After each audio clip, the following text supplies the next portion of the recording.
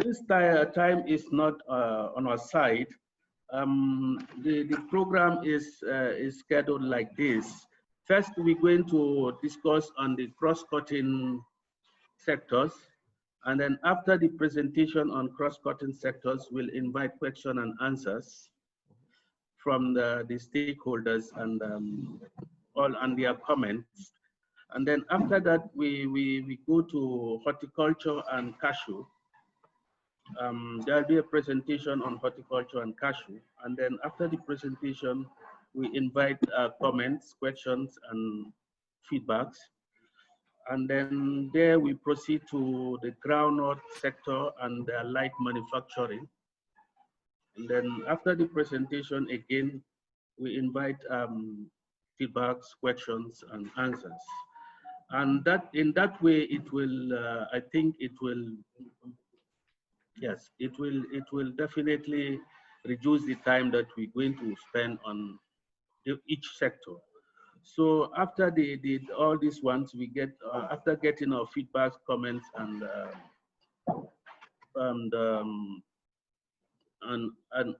answers, then we go on to the final action plan and strategy, and then we go to the closing ceremony. So without wasting time, I would just like you, Dr. Poon and Kevin, to take us through the cross-cutting sectors, and then from there we move on. Thank you. Okay, great. Thank you. Thank you, Chair. Good morning, all.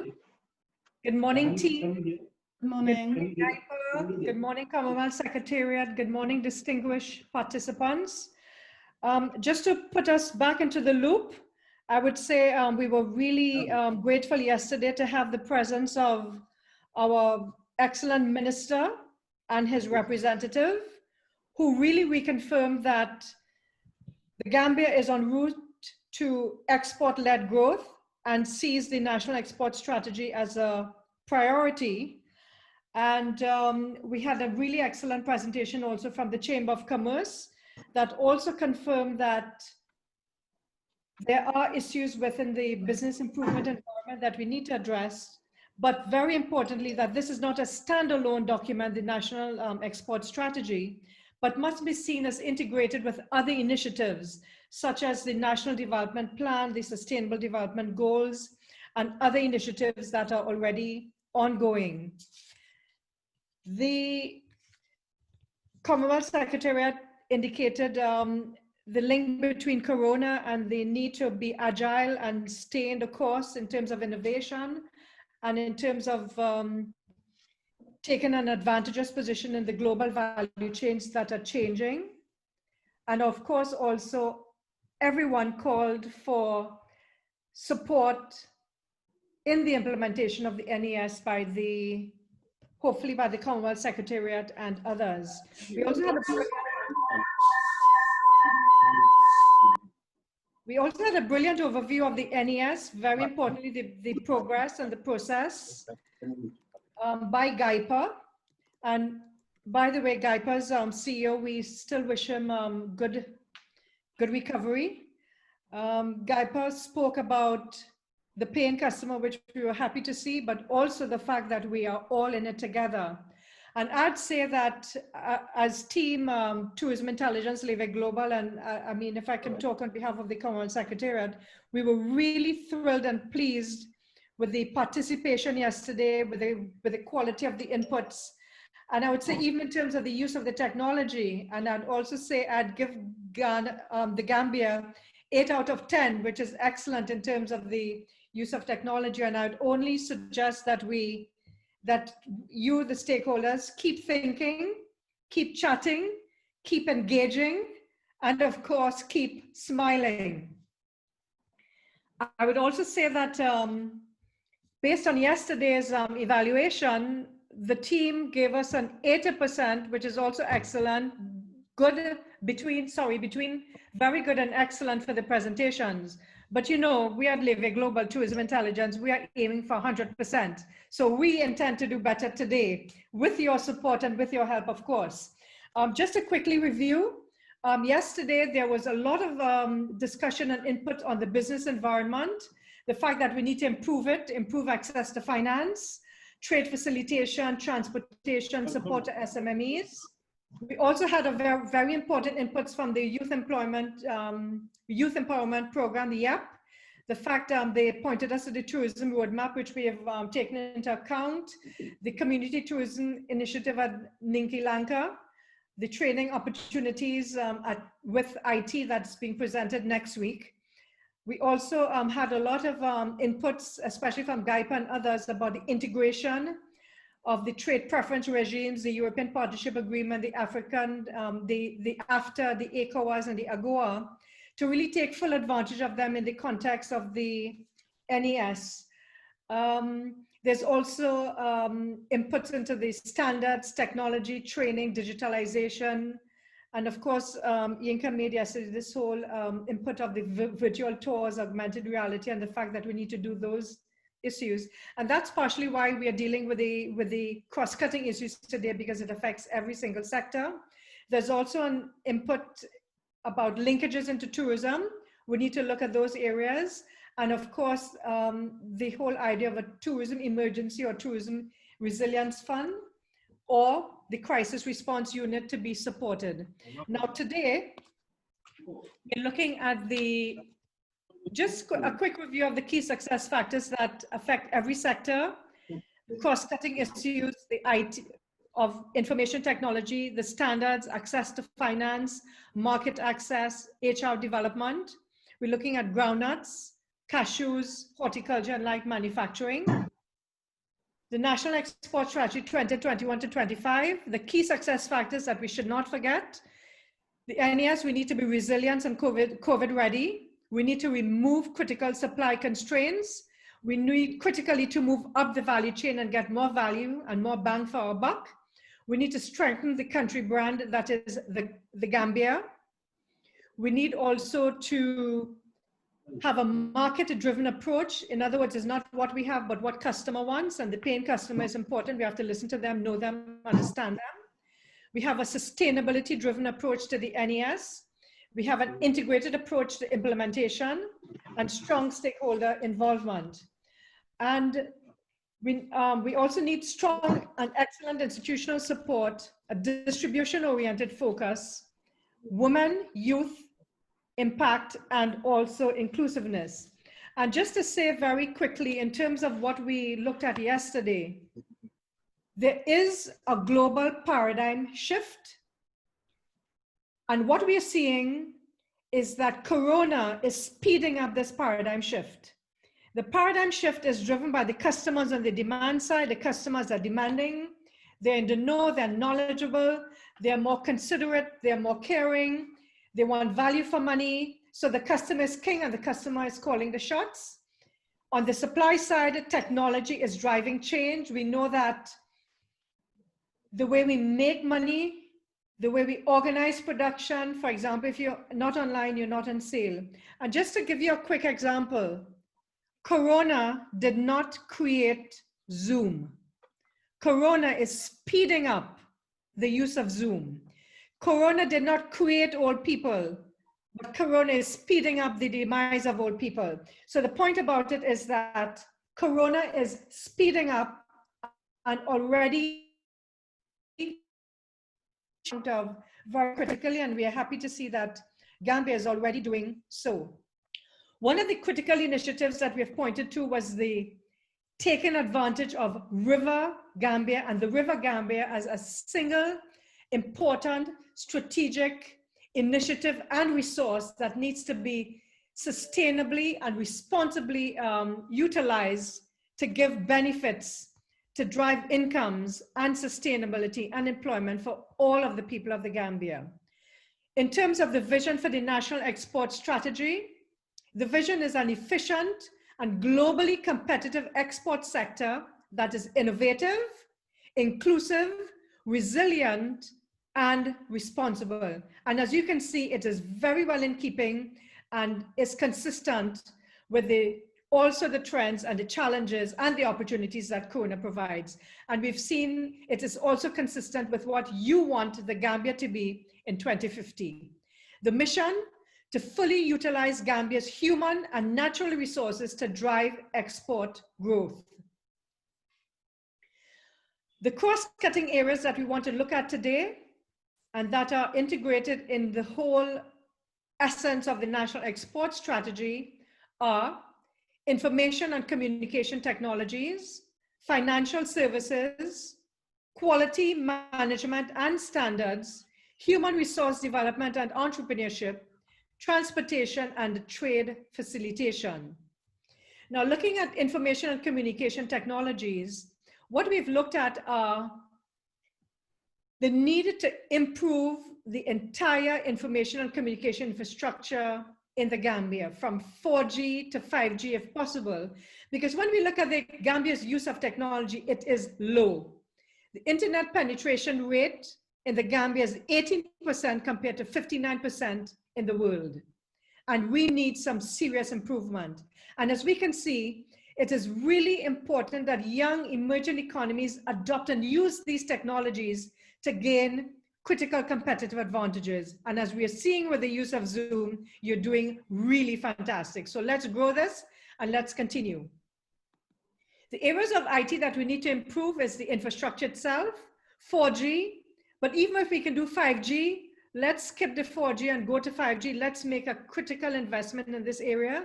And the importance of IT is that it affects and it gives competitiveness to every single sector, including all of the priority sectors, but including every other sector, the whole economy, health, wellness, education, your whole economy gets a boost in competitiveness. We need to open the ICT sector to allow more investments in fiber optics. We can't simply have just one person offering these services. We need to have competitiveness so we get better quality and cheaper prices. We need to develop mechanisms to allow Gambian businesses to accept online payments. And this is really a critical issue because how can you sell if you can't receive money? We need to improve these services absolutely critically in the future. We need to identify fulfillment houses and partner with key markets in North America, America, and Europe. Remember we spoke about the avocado oil? If you had a fulfillment house somewhere in Europe that I could have ordered it or anybody could order it, then you're talking business. So we need to develop those. A fulfillment house is a place where products from the Gambia are stored and are held. So when they're ordered via Amazon or elsewhere, it's easily shipped. So it doesn't have to directly come from the Gambia all of the time, especially when you have a lot of trade taking place. Gambian producers will need to access great photography and related professional services. And we spoke yesterday about videos and all of those things, but you need good training, good content creation, good photography to be able to sell those products globally. Because remember, when you export, sometimes people cannot feel and touch the product. They actually may have access to it, but you need to really show what's important with it. With regard to financial services, we recognize it's a problem. Interest rates are high. There are a large percentage of informal sector operating in the Gambia. We need to support them as well. Many financial institutions have a culture of risk aversion. They don't want to support SMMEs. And one of the problems we see is that, especially in the services sector, you see, if you're producing a product, you can say, look, I have this piece of land, I'm growing cashews, you can hold the land for collateral. But if you have an idea of a service, what do you put as collateral? So these are some of the issues in which the financial institutions have to be creative and innovative in terms of the way they actually assess risk and the way they actually deal with collateral. It's difficult for many small businesses to meet onerous requirements that are required to even get a loan. So we need to make changes to this. There are also high transaction fees, so you really have to wonder, does it make sense? By the time you pay a transaction fee, it gets too expensive. The interest rates are really too high. At these kind of interest rates, it could put anybody out of business. So we need to do something whereby, for example, the government can actually provide some money to the banks to unlend at lower rates of interest. And we've seen this work in very very positively in countries like Jamaica, where development banks are provided with a certain amount of money to unlend for sometimes as low as 3 to 5% rates of interest over a very long period of time. So we could look at those as well. We need to offer banks risk guarantees to mitigate risk, and this is another way of doing it, so that the government comes in to actually take on the risks of the small and medium-sized and micro enterprises. We need to promote cooperation and dialogue so that the banks can better understand the needs of the private sector and the small businesses. We need to speed up the issuing of certificates, the forms, accreditation, and the need to, especially, etc., needed to access finance. And generally, as the Chamber of Commerce, as the CEO of the Chamber of Commerce was telling us yesterday, we really need to update and to create a much more transparent and efficient business environment so that businesses can actually grow and export.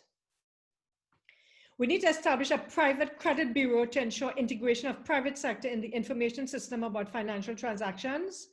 And we need to eliminate delays in VAT refunds to ameliorate working capital issues, because if you pay VAT and you're supposed to get it back and the government takes a long time to pay you, then you have real problems with your working capital. So we need to do those things seriously. So the strategic recommendations continued: establish a system of small claims courts or fast track system to clear small claims, train notaries to be able to respond to the needs of clients better and more efficiently, develop policy recommendations to withdraw or reduce charges on certain bank transactions. And what you find, for example, one of the things that Trinidad and Tobago has done as a result of COVID, they have postponed the payment of interest. Anybody who has had a loan with a bank had a 3-month moratorium. It could even possibly include to 6 months, so that no one would have been paying interest and principal for a period of 3 months. So these are some of the things that could be considered as well. We don't have to reinvent the wheel, we just have to look at what some of the other countries are actually doing. Reduce commission rates and banking transaction fees, expand or lengthen moratorium periods. Enhance existing financial instruments, provide direct financial support and facilitate access to credit in response to the downturn and economic challenges posed by COVID-19, which is what we were just explaining.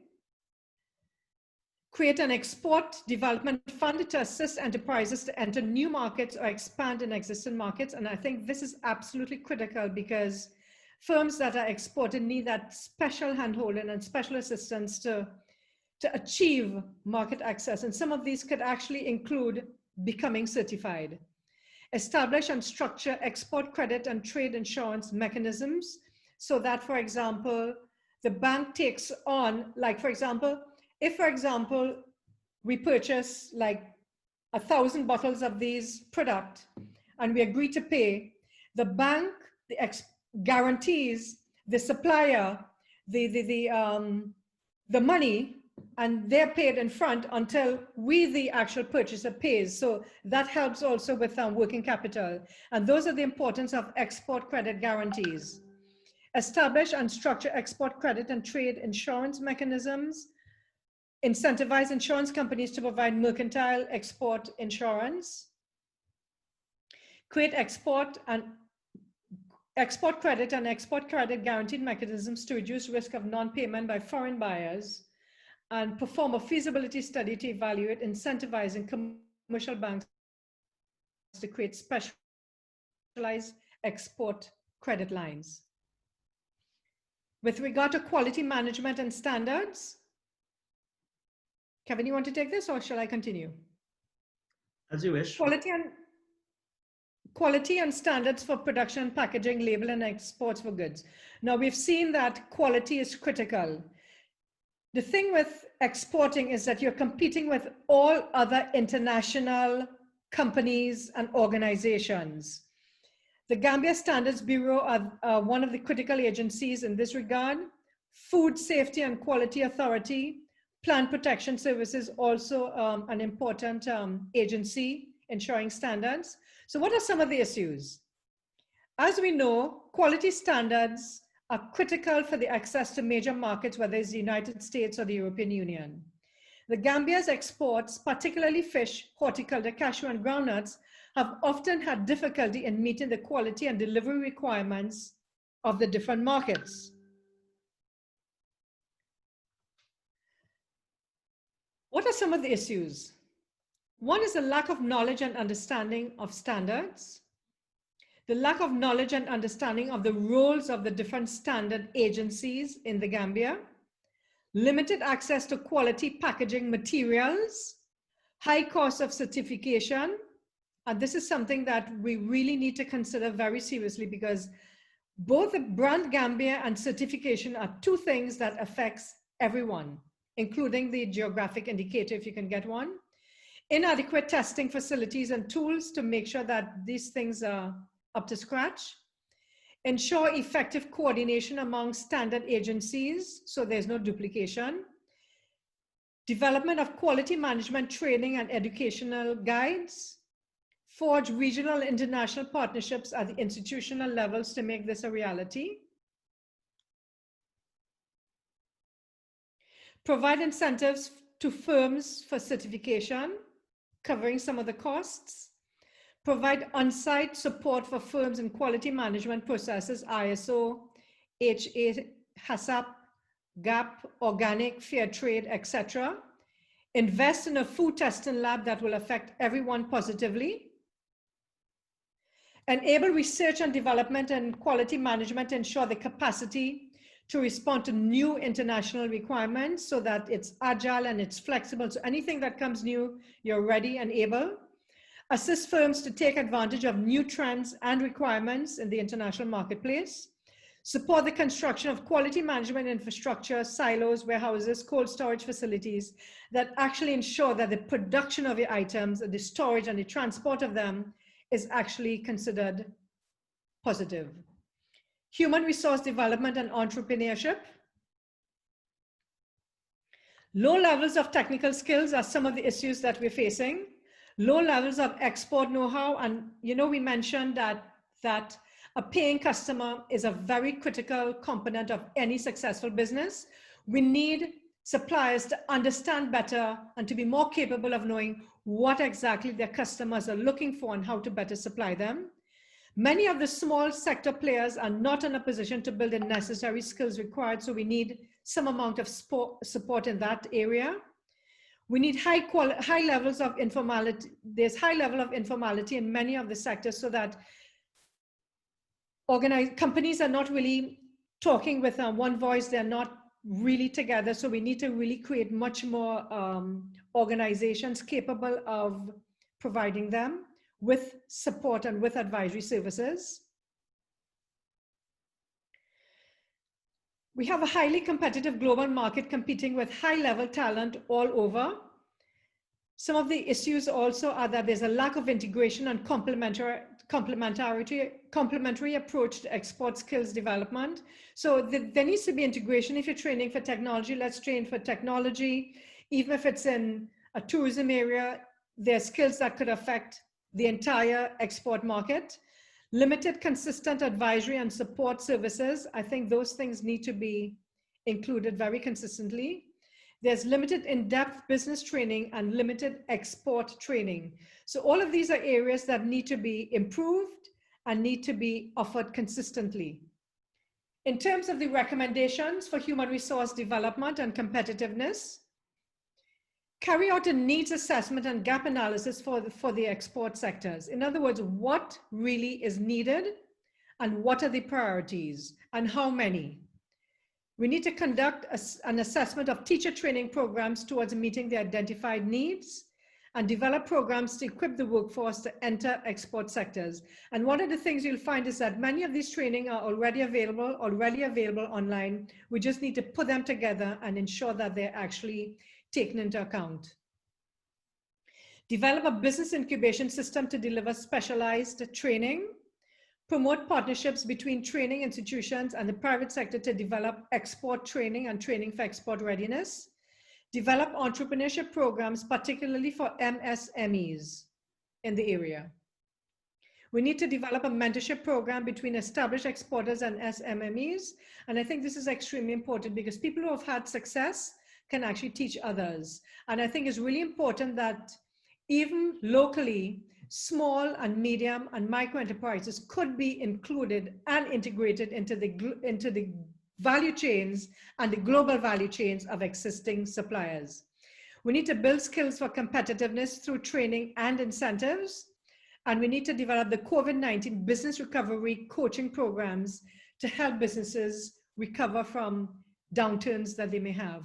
We need to encourage young talent to develop creative solutions to economic and other challenges that COVID-19 provides and continues to provide.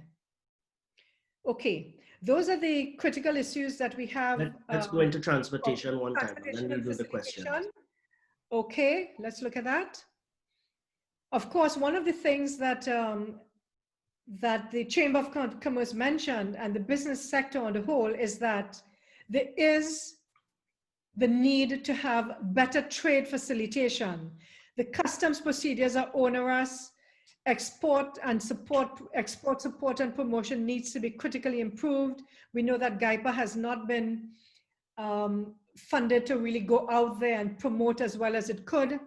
We need incentives to encourage exports, and we need commercial intelligence, business intelligence, customer intelligence to see who your competitors are, who your customers are, and how we could really change that. We need customs procedures. There are too many cumbersome and inconsistent cargo clearance procedures. Numerous checkpoints which impede the transit, trade, and exports of exports and re-exports. We have an old transportation fleet that do not meet ISRT protocol requirements of using containerized trucks for interstate trade. We need to encourage and incentivize suppliers to adopt new technologies.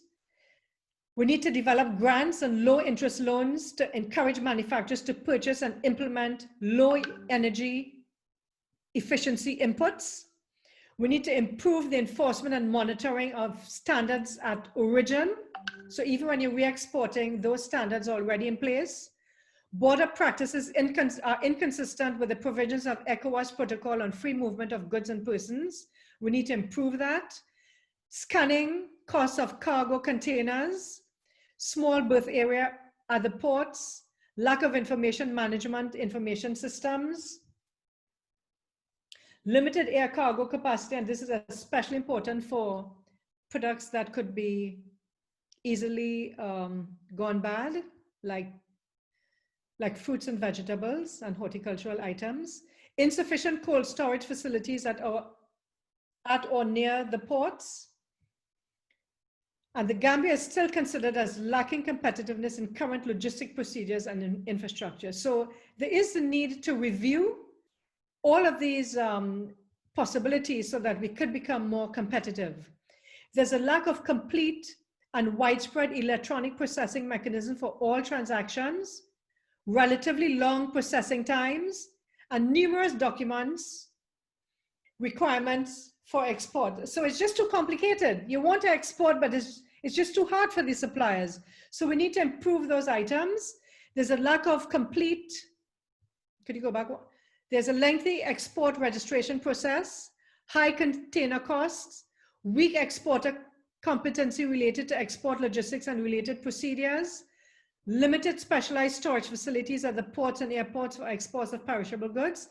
And I think with regard to the limited exporter competencies, I think GAIPA needs to be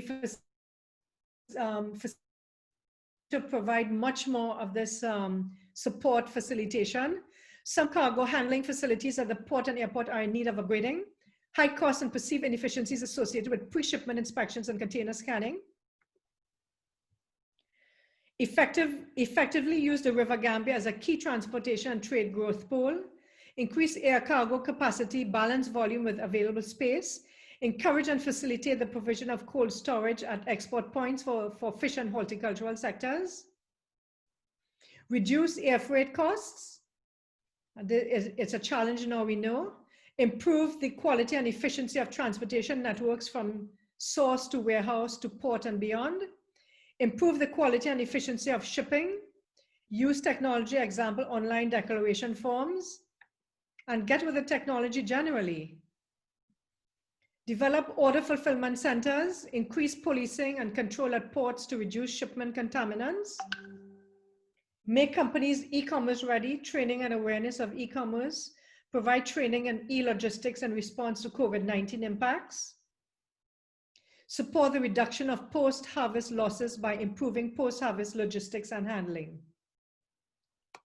So we can do the question and answers now on the cross-cutting issues. Yes. Well, we have one comment already coming from Yankuba Jalo, who's also added that one of the key issues in terms of technology is the high cost of internet connection, which poses an obstacle for most MSMEs as well. So yes, we want to get into technology, we want to make small businesses e-commerce ready, but if the cost of internet connection is high, then that would make it a little more burdensome for them. Correct.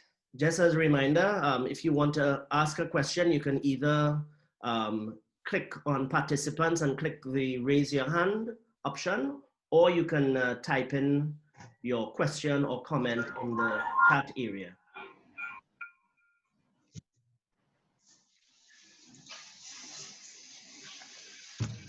I think that point raises a very, very important one. And I think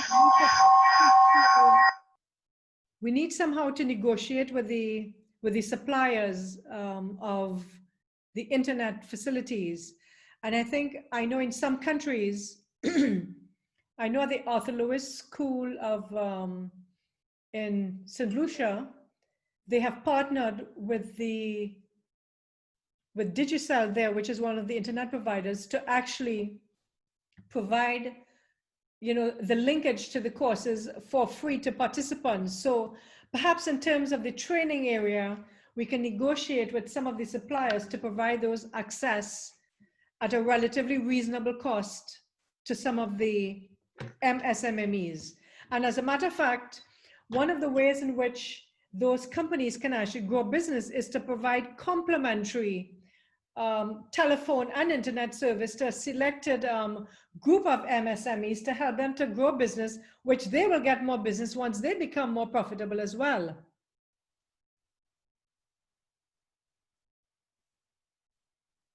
Any other questions or comments from the group? All right, shall we move on then? No, there's a question here from Sheikh Yusuf Kaita, which came in via WhatsApp. Okay. I've seen the document, the eco levy of 1%, 0.5% paid to, just a second.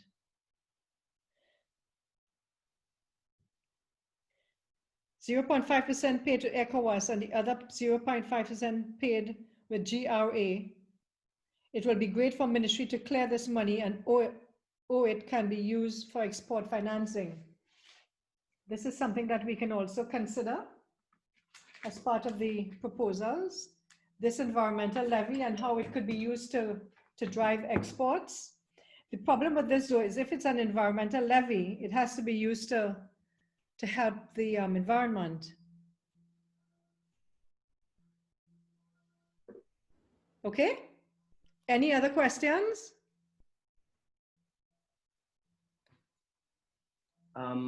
There is a comment also in the WhatsApp group from Sheikh Yusuf Kaita.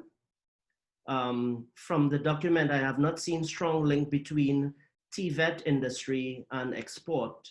And there is a high correlation between these. We need skillful youth and women to support industries and export. And if that's not tackled, our small industries will have to import labor, which is most times expensive and not sustainable. This, I believe, is not well captured in the document. Okay. Okay, thanks for that point. We will relook it and ensure that it is covered adequately. Thank you for that. I think there are also many other comments, also from Sheikh Yusuf Kaita, that we're certainly going to take into account. Wood and wood articles constitute 20.1% of export value, more than fishing, and is still not a fundamental pillar in the strategy. I find that strange. Actually, wood and wood articles is included under light manufacturing. So while it's not identified as a sector on its own, it's part of the light manufacturing sector. And also the whole issue of re-export is also addressed in the light manufacturing sector. Then this is from Lamin. The sustainability issues around the export of wood makes it unappealing for promotion. That's one of the points he made. You mentioned the whole Tibet thing.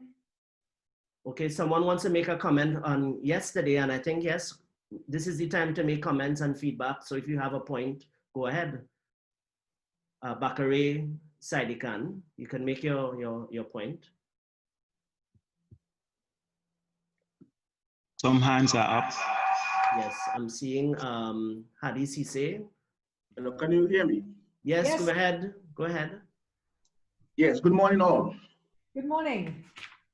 Thank you for the floor. My comment is about yesterday's session, Kevin. Sure. And I think you were the one who just made that presentation, where you categorically mentioned that some bilateral agreements do not always adequately favor the Gambia, right?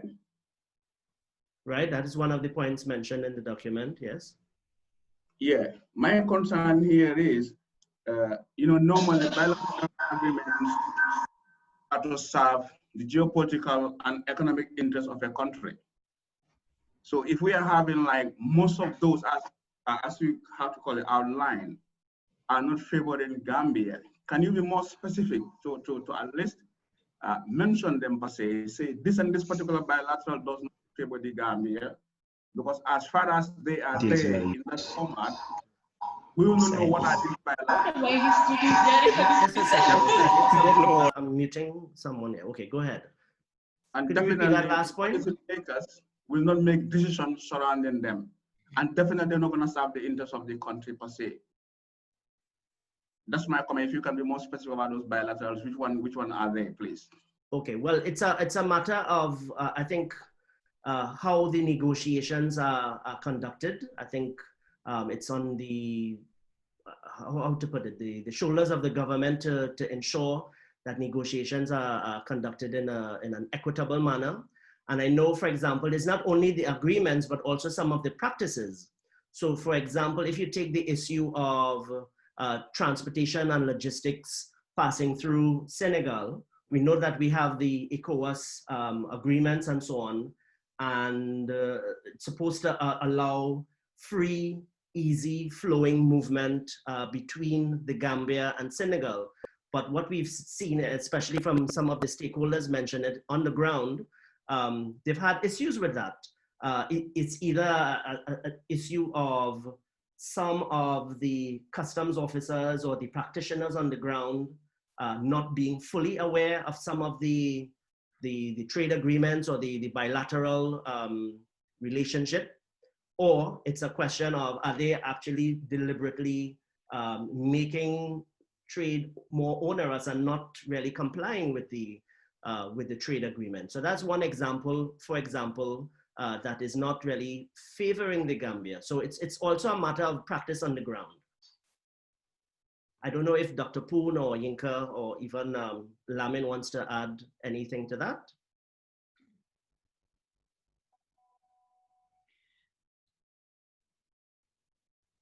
Yeah, I would just say quickly in response to that question, it's a very, very good question to bring up. I think that with some of these agreements, there's always need to go back and periodically visit what you've signed up to over what period of time across these different sectors. Because, and of course, that's the responsibility of government and will fall on the shoulders of the Ministry of Trade who will typically deal with negotiations on behalf of the government, whether that's, you know, at a regional level or a global level at the WTO, or it's bilateral between the Gambia or ECOWAS and the EU. And I suppose EPAs are one of those elements where we know there are these partnership arrangements which are supposed to bring ECOWAS member states away from the focus which had been ACP Lomé into something that is more far-reaching. And I think that was the argument in terms of EPAs that were put to all the regions, all the ACP regions. But of course, once you've signed up to an EPA over a period of time, you have to look back and see the extent to which the sectors have been able to penetrate EU markets as a consequence of these EPAs. So this is just one illustration. If when you look at the data, you cannot see that your manufacturers, your suppliers, your exporters have been able to penetrate that market, then you have to ask the question why and track back to see if there are lack of capacity issues, productive capacity issues, non-tariff barrier issues, phytosanitary issues, why sectors have not been able to make it. Because of course, the benefits for the EU companies coming into the Gambia or ECOWAS generally, they will have the rigor to be able to do that. But if you cannot respond and also access those markets, then you always have to come back and revisit. And where there's an opportunity at some point to enter new negotiations, perhaps for an extension, then you should take that opportunity and try and find an agreement which best suits the needs of the country. And I think when you have countries that have not ratified, because it's one thing to sign as a bloc, but if there are countries that haven't ratified, then EPA isn't in full effect. And you find that that is true for some countries. I know for Tanzania, they didn't ratify. I think Nigeria was, I mean, I know Tanzania is the East Bloc EAC, but for ECOWAS, I think Nigeria at one point didn't sign. I don't know what the status is now. But there's always need to be able to go back and revisit these issues. And I think yesterday I was speaking about a specific partnership or license agreement on fisheries. You need to look at the dates of when those will lapse, and you need strong negotiation and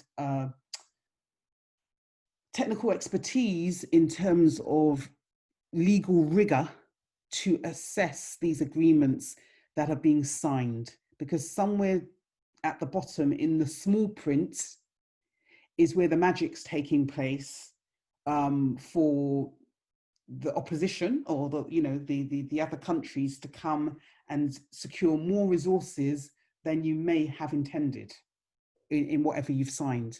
So yeah, that's what I would say. Thanks. There are a couple other comments in the WhatsApp group. Another one again from Sheikh Yusuf Kaita, who said the activities are too many, and given resource constraints, we need to look at fewer activities and champion that instead of so many activities and nothing much is done. That's a good point, but I will also add to that, one, you have to remember that this is a 5-year strategy, so everything does not have to take place all at once. And secondly, the idea is that based on these activities and the strategies, GIPA will then pull out from the report, from the NES document, specific projects that they would then go to the donor agencies to send in proposals for funding purposes. So the burden of supporting these initiatives will not only be borne by the government, but there are other sources of financing as well through the donor agencies. Can I add to that? Yes, go ahead. I'd like to say that when we look at priorities, and I know there's a lot to be done, and 5 years may sound like a long time, but it really isn't. It finishes in no time at all. I would like to say and to suggest that 2 critical areas that need to be prioritized would be technology and talent. Because these are also sustainable. When you focus on technology, you create a platform that everyone can actually benefit. It creates cheaper prices and the entire economy becomes more competitive. Talent, human resources is also critical. And I also like the point when you say about creating a cadre of people who can actually, where is it? I read that. Look at not only that, creating a cadre, right. There should be a special program developed to train a cohort of young people to become, this is also from Sheikh Yusuf Kaita, a program developed to train a cohort of young people to become specialists or experts in export development. This will help to support the business development process. I believe that capacity is not there, or even if it is there, it's very limited. There's a lot of technical issues in exporting, and you need people who can do that. Yes, Lamin responded that the Export Advancement Program initiated by GAIPA are now to be supported by ITC under the Amador program can be captured as a strategic output. But I want to make the more general point that when you invest in talent and people, it's a sustainable investment because people have the talent and the skills to continue on. So if there's a choice in or creating priorities, I would like to suggest that technology and talent could be two of the areas that we could give priority to. Thank you. Right. I think we will take one more comment from Amadou, and then we'll continue. Go ahead, Amadou. Yeah. Greetings. Thank you very much. I think you need to lower your volume a little bit, Amadou. Yes. Yes, let me do that. I was increasing it for my colleagues to hear, so now I'll take it down. Is it okay? Yep. It's a little better. Go ahead. Is it good? Go ahead. Yeah, okay. Yeah, I think there was a point on reducing air freight costs.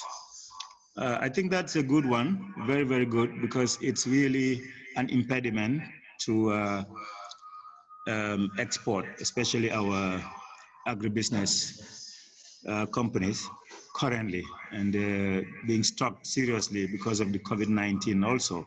But I think that sounds like a goal to reduce it, because we cannot reduce the air freight costs, but it's like a goal. So I think what we could do, we could, if you think right, change it to reflect our own action towards reducing that the cost, like the landing fees and other transaction costs, or the cost of fuel, etc., that the government, national government, can contribute towards. So I think that can be adjusted a little bit to reflect our responsibility towards reducing air freight costs.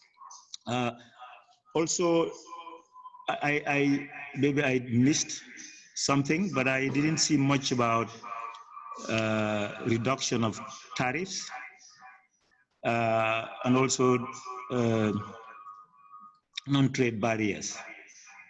I think that those are very key things that the country has been looking at in other strategies over the last few years, because they are really real impediments to export also. And I think finally a point on cross-cutting issue that we talked about yesterday, environment and climate change.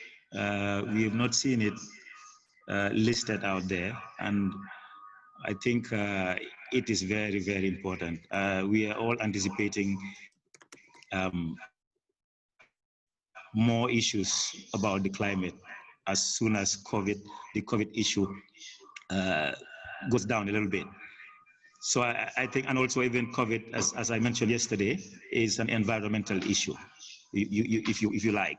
So why not have that also as one of the cross-cutting issues, or find a way to reflect it? I think the Gambia, as we mentioned yesterday, is highly, highly vulnerable. The top countries that are vulnerable to climate change across the world. So we should not leave that out when it comes to export. And as we said yesterday, all our export industries are highly dependent on natural resources. Thank you. Thank you very much, Amadou Gaye. I think those are brilliant ideas. We should definitely include the environmental issue as another cross-cutting issue. I think that'll complete the whole context of the national export strategy.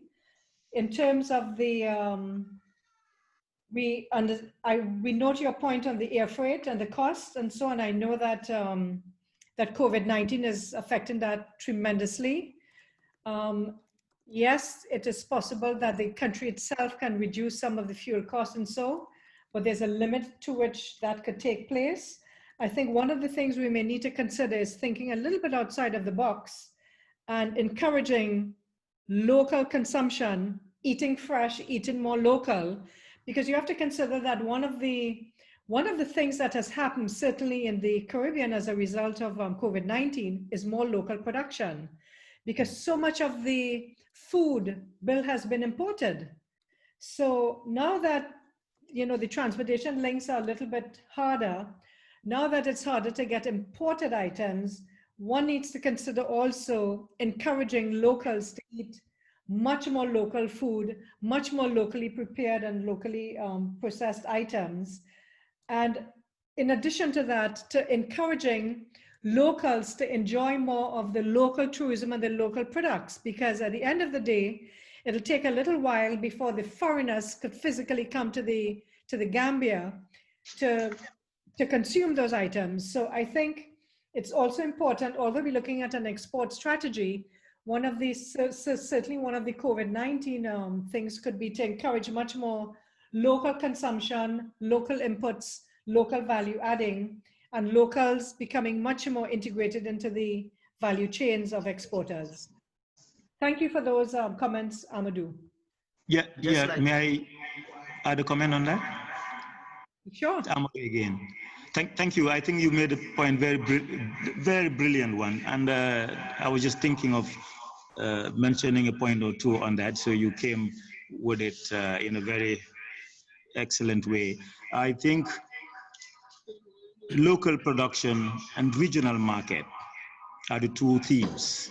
Regional market, and we are having currently a lot of focus from ECOWAS and a lot of projects in this direction, both at the Africa Continental Free Trade Area, but also ECOWAS. And I think it's the future direction, and Africa is now moving more and more towards integration. So local production, regional market. And these are very relevant for the tourism, as you've just highlighted.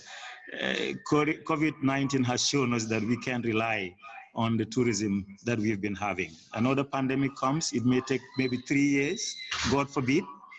Where do we go with all these investments in our tourism sector? I do not agree with some comments yesterday made by, I think, Lamin Gaye and others about the priority of tourism. I think for the Gambia, if we want to be really very weakened in the future, we focus on tourism as a top priority. I think that would be a very wrong path. COVID-19 has exposed that. It's not that we are just commenting, it's because it's the reality right now. What is happening to us, another serious pandemic, where are we going to? And we are very vulnerable. So I think it's time to start, one, thinking about restructuring even our economy.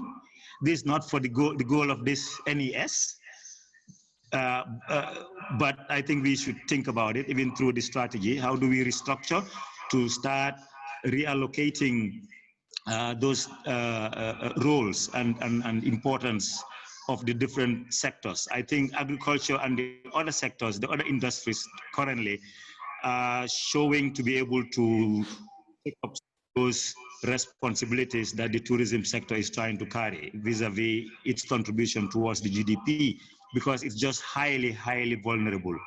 So I think the regional market and the local tourism are right strategies, and we need to focus a lot on those two areas to make sure that in the future we are able to protect our tourism industry. If we rely too much on them and do all the investment at the expense of others, I think we are also making some mistake.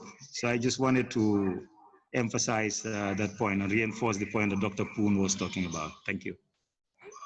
Thank you, Amadou. But let me just clarify one important thing so that we don't get mixed up. The current tourism industry that you have in the Gambia is not as resilient, sustainable, and responsible as it could be.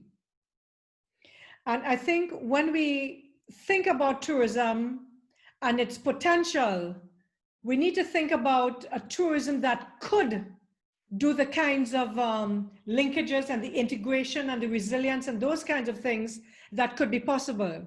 And I think it's not right to sort of throw out tourism because the kind of tourism you have is not the most optimal kind of tourism, because it's not generating the kinds of linkages. In other words, tourism is not doing its fair share of pulling the rest of the economy because the linkages are not as there as it could be and all of those other things. It doesn't mean that because of that you have to throw it away, because tourism, whether we like it or not, is one of the most resilient sectors in the whole world.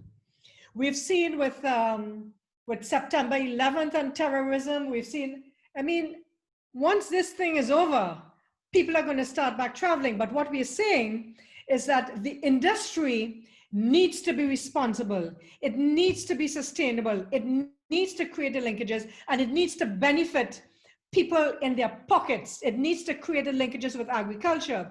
Because, for example, and I keep drawing this product, I would not have known about this product if I didn't physically come there. So we need to use tourism as an axial sector to drive the other value chains. How would I know? How would people know that these are great products if they don't experience them? So we need to use that kind of thing. And then you need to look at tourism differently as well. We mentioned yesterday co-working spaces. So what if someone wants to come and live and work in the Gambia and commute electronically to London or whatever else it is for a year? I mean, the kinds of benefits would be slightly different. So yes, all of these sectors, agriculture, horticulture, are critically important, but we cannot forget the role that tourism can play in activating those sectors to make them much more responsible and much more efficient and effective. Because even if we do the River Gambia, I think we need to look at tourism as a possibility. But I want to make one other important point, Amadou, which is this. Do you know that some of the big game parks in South Africa, the real expensive ones that you go to, they have a real problem with resilience? Do you know why? Few local people could even afford to stay there. So they have no business. And the point we're saying is that, look, we need to start focusing on local tourism.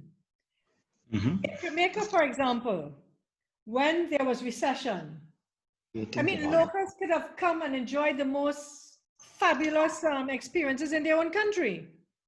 And I ask you today, what is the rate of those expensive hotels that encourage local people to afford to stay there because nobody else could stay there right now?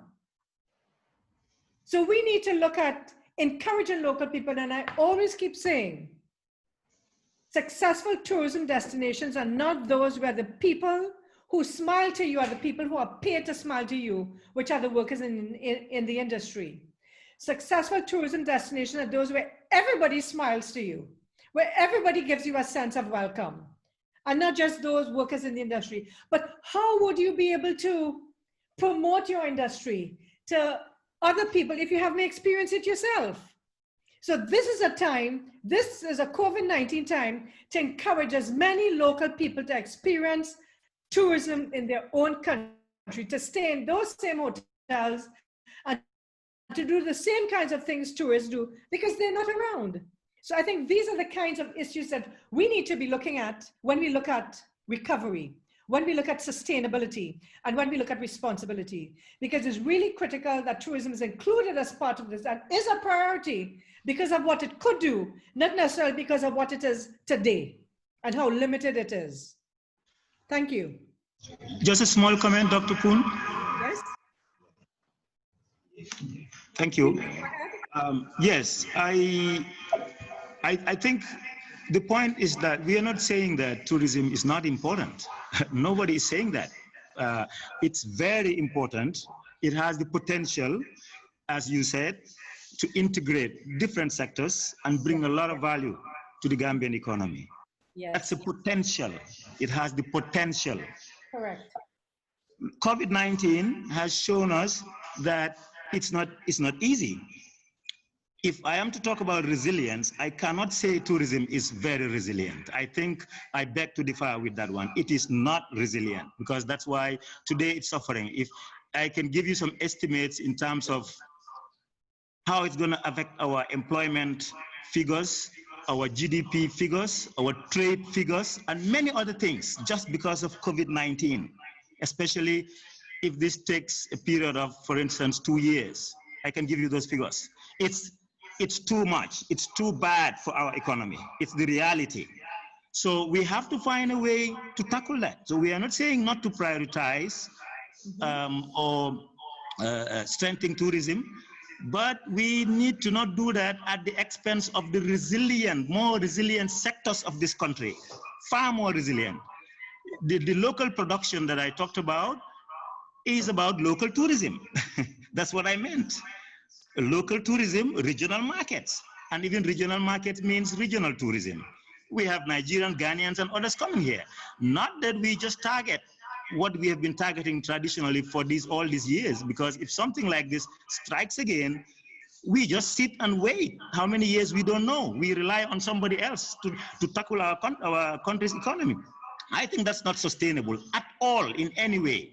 The things we are using that are being proposed on this strategy have potential for sustainability, the River Gambia and all the other sectors. If we do the linkages and the integration very, very well, it helps. But even when something like this strikes, what we can do is, if it's agriculture, we will look inward, not to serve tourism anymore, but to make sure that we also strengthen the agricultural value chain across the country and along the West Africa region. And that has not to do, again, with the tourism the way we have been doing it now. In fact, it may even affect us, that we would not have time to restructure how agricultural sectors should do when tourism is failing, when another pandemic strikes. So I think, to me, this is a big threat.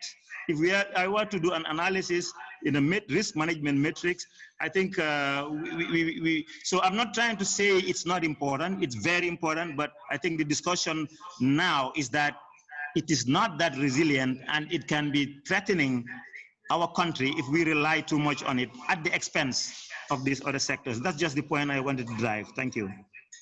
Okay, and I agree with you. I don't think we are saying different things, but I think we are saying it differently. Because resilience is also about recovery. And what we have found is that the capacity of the sector to recover, because the infrastructure and everything is there, could be much quicker.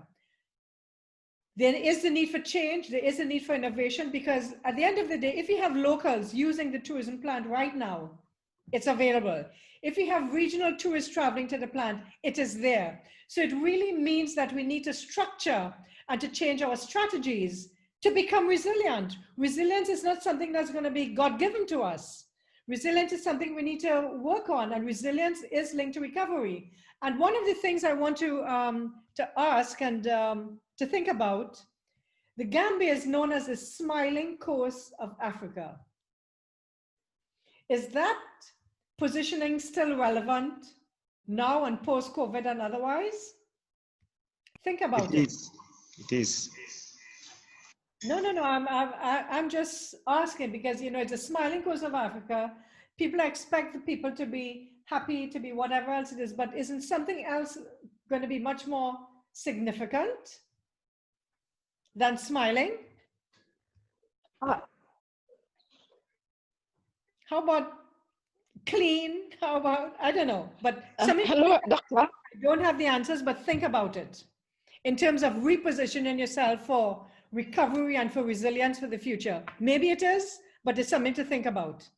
In other words, what are people going to be wanting? And this is part of the problem, because a lot of tourism feels that it's about COVID protocols and cleaning hands and all of those things. But the industry itself was changing even before COVID. And the fact is that, and I can tell you, much of the sun, sand, and sea destinations, of which Gambia is one of them, the people who came for sun, sand, and sea and to lie on your beaches, they're generally the older people. After COVID, many of them might be 6 feet below the ground.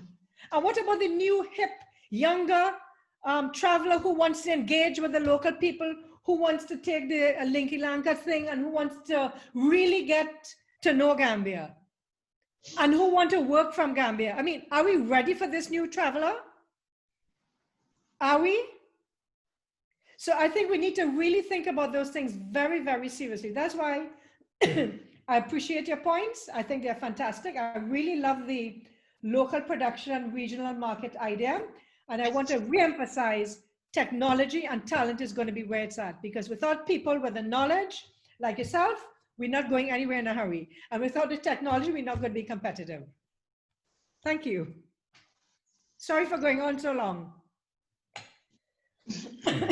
Okay, I think we need to move on now. We could always continue discussions later on. We have some questions here, I think. One is the re-export trade must and should be considered, looking at the performance of the country in re-export both. I think this point was also made yesterday. And the fact is that the re-export is included under the light manufacturing sector on the one hand. And, you know, when you come at this stage and talk about we didn't include wood, we did not include re-export, I think it's important to consider that where we have reached today is part of a process that has been gone through in terms of looking at whether we include this one, whether we include that one. But at the end of the day, re-export is really about taking in goods and adding value and exporting it again, which is part of manufacturing and light manufacturing. And a lot of the issues that we're raising with regard to use of technology, access to finance, training, quality standards will in fact affect our re-export sector because it is very wide ranging. I'm not sure if I've answered your question, but we could take it up again. That question was from Baki Sadikan. There's one from Hannah Maria Contech. If the Gambia should emerge positively in its trading sector, then it must be ready to boost up local manufacturing rather than just focusing on importation of external goods. Well, I think that's a very important point. And yes, one of the critical points is that to export, you have to import some goods, you have to import some machinery, and so I think we need to look at that balance. Somebody said a good question, Dr. Poon, that's probably related to whether the Smiling Coast is still relevant. The Gambia should expand its regional trade ties strategies on how to promote local manufacturing. And I think this is a very important point. I think it's important to learn from best practices in Senegal and other parts of the region so we don't have to reinvent the wheel. Thank you so much for those comments and those interactions. And please keep thinking, keep posting, keep raising your hands, and keep engaging and keep smiling. Thank you. Kevin? Okay, so thanks for those comments, everyone. Let's move on now to some of the specific sectors, and we'll start with groundnuts. We see that Gambia is a relatively large producer of groundnuts. Groundnuts contribute significantly to, as a part of the agricultural sector. The average is over 100,000 tons of groundnut production every year in the Gambia. And some of the key issues with groundnuts, of course, as we all know, it's the high presence of aflatoxins, which of course makes it limited in terms of the access to key markets such as the European Union. Another key issue is the limited mechanization and use of technology in the sector. And very critically, and this applies not only to groundnuts, but to all the agricultural sectors, it is a very rain-dependent sector. So again, as we mentioned yesterday, the importance of the River Gambia, because when rain doesn't fall, your sector kind of produces less than it should. But if you have a proper irrigation with the River Gambia and so on, you can improve that. Low value added, because I mean, whether it's groundnut, cashew, or whatever, it's the most or the major part of the export is really the raw nuts. And that is, I mean, that's basic and you get pennies for that. But when you add value, that's where you get premium pricing and you can really generate wealth. Another challenge is the insufficient high quality seeds, marketing challenges and inadequate financing for marketing of the sector is another key issue. Inadequate processing equipment and storage facilities, high cost of transportation. So we see some of the cross-cutting issues coming in here as well. High cost of farming inputs. There's also the issue of inadequate commercial farms and predominant use of subsistence type of farming. Again, a very informal sector. You see a lot of mom and pop and family businesses in the sector, very informal, and that is also a challenge, especially when you want to have consistency and quality across the board. There's inadequate research and development in the sector, especially research and development in terms of how to eradicate the aflatoxins, also what type of products and processing could be done to add value. Lack of knowledge of international markets and their entry requirements. Again, a lot of the small and micro businesses don't have the know-how, the knowledge, the technical skills, and they don't understand what is required of them in terms of getting ready for export. Limited ability to certify national production. There's poor after-harvest management. The cost and the strictness of standards and certification program, it's onerous, and for a lot of especially small businesses, they cannot afford some of those standards and the certification. There's weak export focus among many potential and current supplier. Their main focus is on the local market, which is a good start, but you need to think broader than just the local market. Again, predial larceny is an issue which then results in increasing security costs. The sector is very fragmented, highly informal, artisanal in nature. Another key point is that it's an aging farmer population. So where will the sector be in the next 10, 20 years? Will it be 6 foot under the ground? So we need to encourage the youth to get involved in the sector. So we forecasted for this sector in terms of production by 2025 to produce just around 150,000 tons, again with the different strategies and improving some of the processes and production practices. It could help improve that. In terms of the exports, we're looking locally, it's very limited. You're looking at about just under 6,000 metric tons, and we want to increase that by 50% by the year 2025 to 9,000. Some strategic recommendations: implement technology to reduce aflatoxin and see what other countries are doing and learn and adopt some of their practices. Encourage local processing industries, identify and attract potential investors into the sector, both locally and internationally as well. Create fiscal and non-fiscal incentives to attract foreign direct investment into the sector. Create research institutes, engage the private sector, use improved seeds, increase technical assistance to farmer, again, to improve the quality of the final product. Use the River Gambia for year-round production. And again, that helps mitigate against the rain season, the dry season. Use the hinterlands for transportation purposes as well. That's another point that was raised. We'll go through cashew as well before we go to questions and comments, because there are some similar issues between groundnuts and cashew.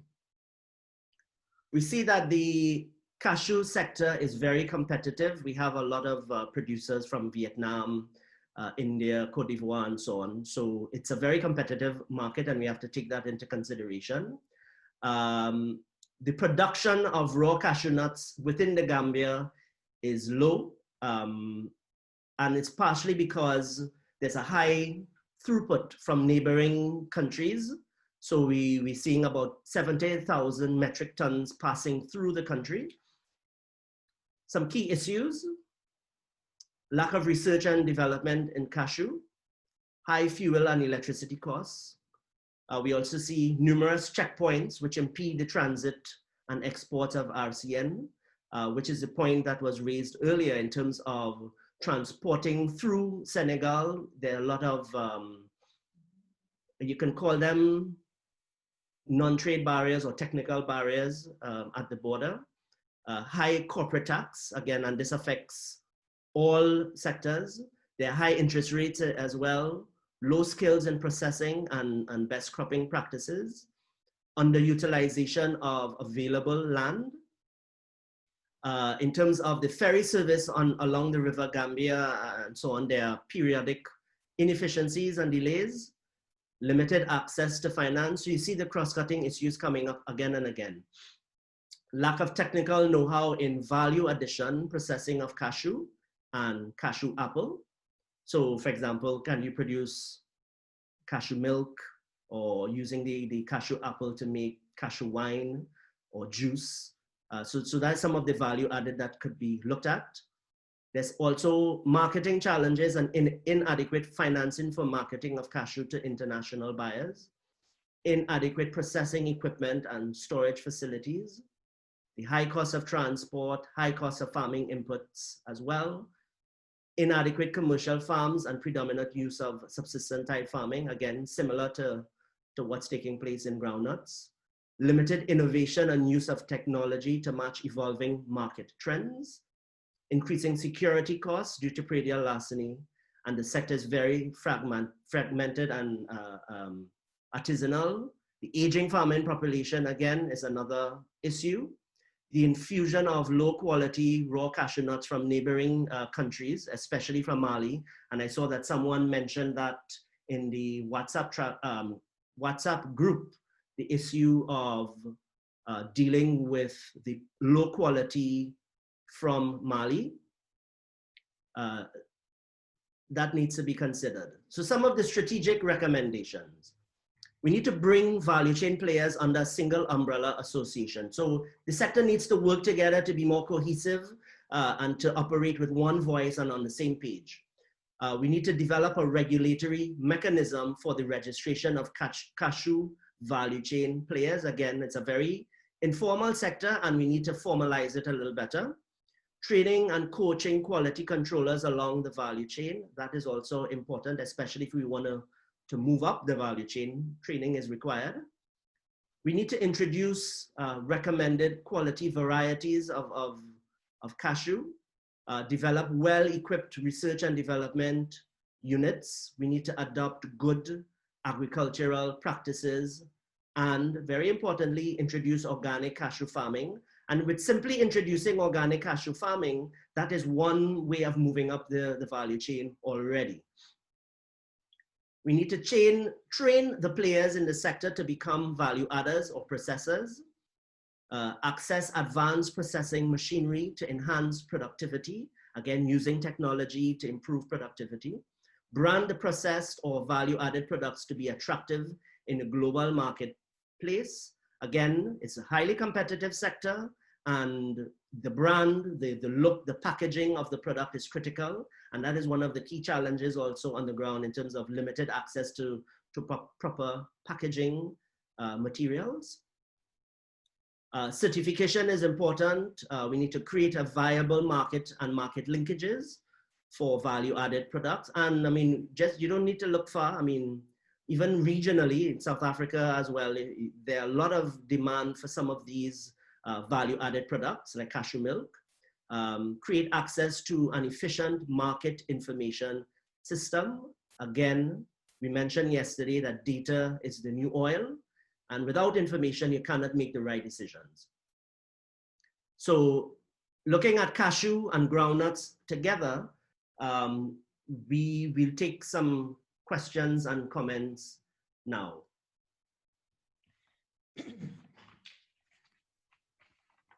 May I just add something to that? And this is This is a comment that I'd like to share, especially with Amadou. So, we know that the agricultural sector is important, but what if we did some agro aerobics and we got some clients to come and help to pick the cashew and to roast the cashew or something like that and take back cashews with them? The point that I'm making is that the value to the Gambia of that one person coming to pick cashews is more than probably 2 or 3 tons of the cashews that you're selling.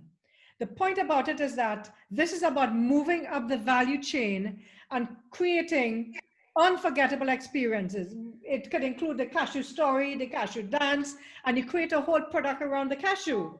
So we have to move in the agriculture sector beyond selling raw cashews to adding value to the cashews, whether it's cashew butter, cashew jam, cashew, whatever else it is, and getting people to come and helping to actually do the work and paying you to work on the farm because they're getting fit and they're getting something raw and organic. Just an idea. And the interesting thing is that the people who will actually develop that concept and make it a reality may not be those cashew farmers. It might be a teacher or a lawyer or somebody like yourself who has the idea and can put the things together to make a business. Thank you. May I comment on that? Yes. Thank you. I think Dr. Poon is a brilliant idea. We used to call it, you've used a different terminology, agro aerobics. We used to call it agritourism. Okay. Agritourism. It's a brilliant one. And I think thinking has started along those lines because it generates a lot of value. The experience for me is all. Yes. And that cuts across all sectors. If you can create a very good experience, that always adds value. Tourists can come here. They can be suggested to move from their hotels wherever they are and have specialized tours to certain farms. It can be organized very, very well. It's happening in America, in many other countries. And they go specifically to have an experience, maybe a couple of hours at a certain farm where they would meet students coming there. They will talk to farmers, how they grow it. They would be given, maybe there could be a cafeteria there where they can sit and enjoy local coffee and other products, all made from the Gambia. And they can have all kinds of discussions. That can even generate trade, possibly. This can be maybe a business person coming down, not just the experience, but even the experience could prompt the tourists to look at it from the opportunity perspective. So there is a lot, and some farms are doing a lot of nature-oriented agriculture, eco agriculture, where they can take you to see how they do things and you experience that and get back. So I agree with you fully. That's something we have not tapped into in the Gambia, but it can be a very vibrant area and that can add value to our tourism. Fantastic. Are you proposing a new terminology, experitourism, experience tourism? Something like that, yeah. You never know. You see, that's the creativity that we're looking for. Fantastic. Thank you, Amadou.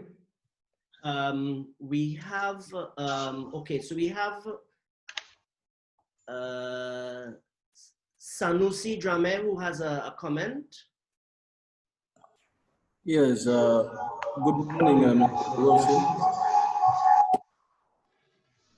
That was a very informative presentation. I just Could you wanted lower to your volume ask, a little bit, please? We're getting some feedback. Okay, 1 minute. Let me reduce the volume on the other end.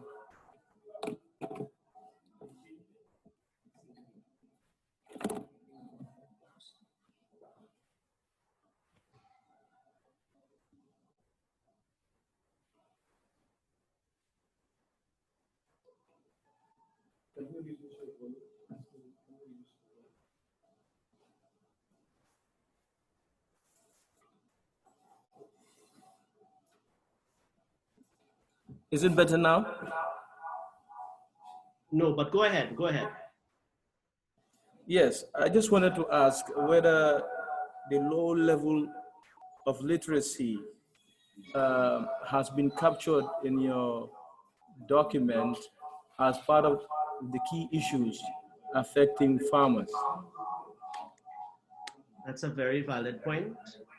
The other question is, another key area which is an issue is the poor infrastructure and facilities, especially machinery, storage, packaging, preservation, and processing.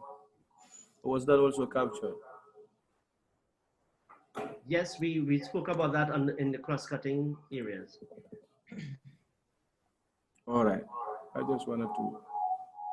Okay, thank you very much. We have a comment from Bakari Saidikan. He said, hello, Dr. Poon, if I got you right.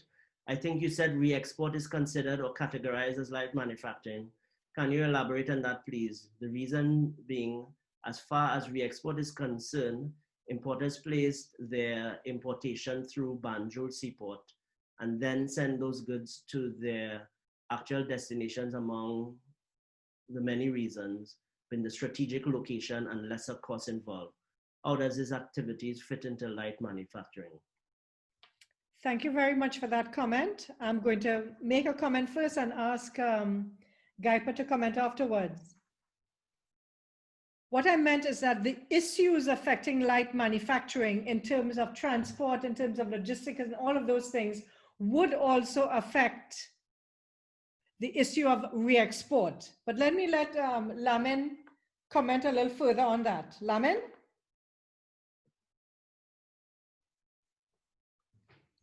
I'm not sure if Lamin is with us still. Is Lamin still with us, Carlos? Carlos. Let's have Gaipa comment on that as well.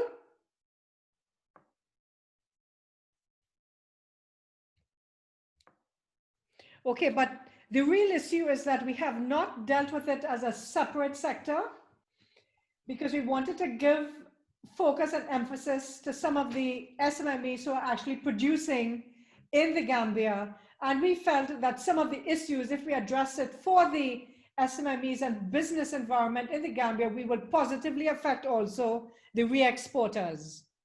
Yeah, so whether it's training, whether it's transportation, use of technology, fixing some of the trade facilitation, customs practices, all of that will affect re-export. And another issue is that there's so many different products within re-export. So getting the focus, so like as we have a focus on groundnuts, a focus on cashew, because of the wide selection of products in re-export, you would not be able to get that focus on the specific products as you get in the other sectors as well.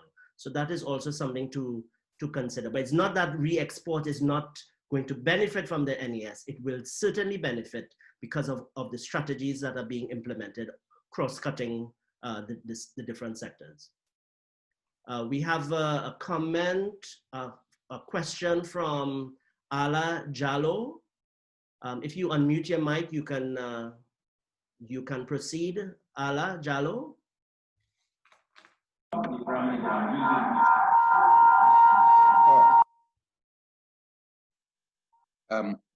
Hello? Yes, go ahead, Ala. We hear you. This is Alpha Jallo. Alpha. Okay, I was just going by the spelling here. Okay, no problem. Good morning, and thank you for being there since yesterday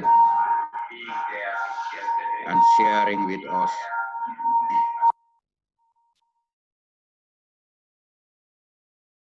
This is echoing. Better now, it's better now. Am I fine? Yes, you're better now. Better? Yeah, I've been here since yesterday as well. Great. Thank but you. A little passive. There were fruitful discussions and exchanges. And I'm representing the cashew sector, as we know. And apparently I have challenges when it comes to the Zoom, hearing clearly. I would have wished that we had this, we were on a forum together here. So I'm sure I've been missing a lot. And that's why I've not been participating so much in the other discussions. But notwithstanding, the concerns that are raised with regards to the challenges with the cashew and groundnut sector, I think it is important that we focus on the challenges we have when it comes to illiteracy.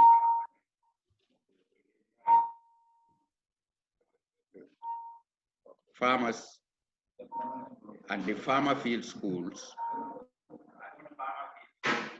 I think that should be part of the strategy. That should be very well captured.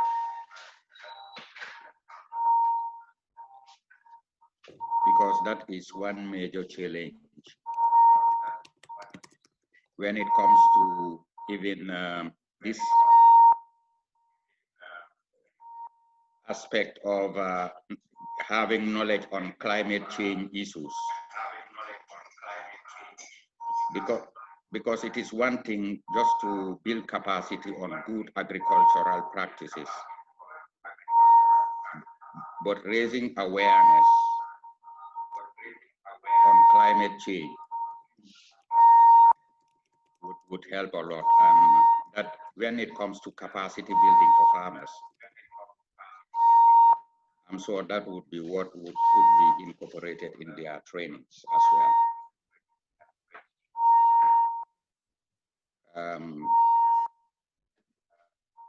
Like I said, I'm having challenges hearing and following up the discussions.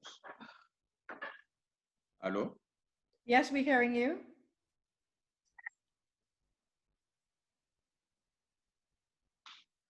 Hello? No, we're hearing you. Continue. Hmm? You are getting me? We are hearing you. You can continue. So basically, this is it as far as you know, capacity building for farmers. Okay. In addressing the challenge of illiteracy of farmers is concerned. Thank you.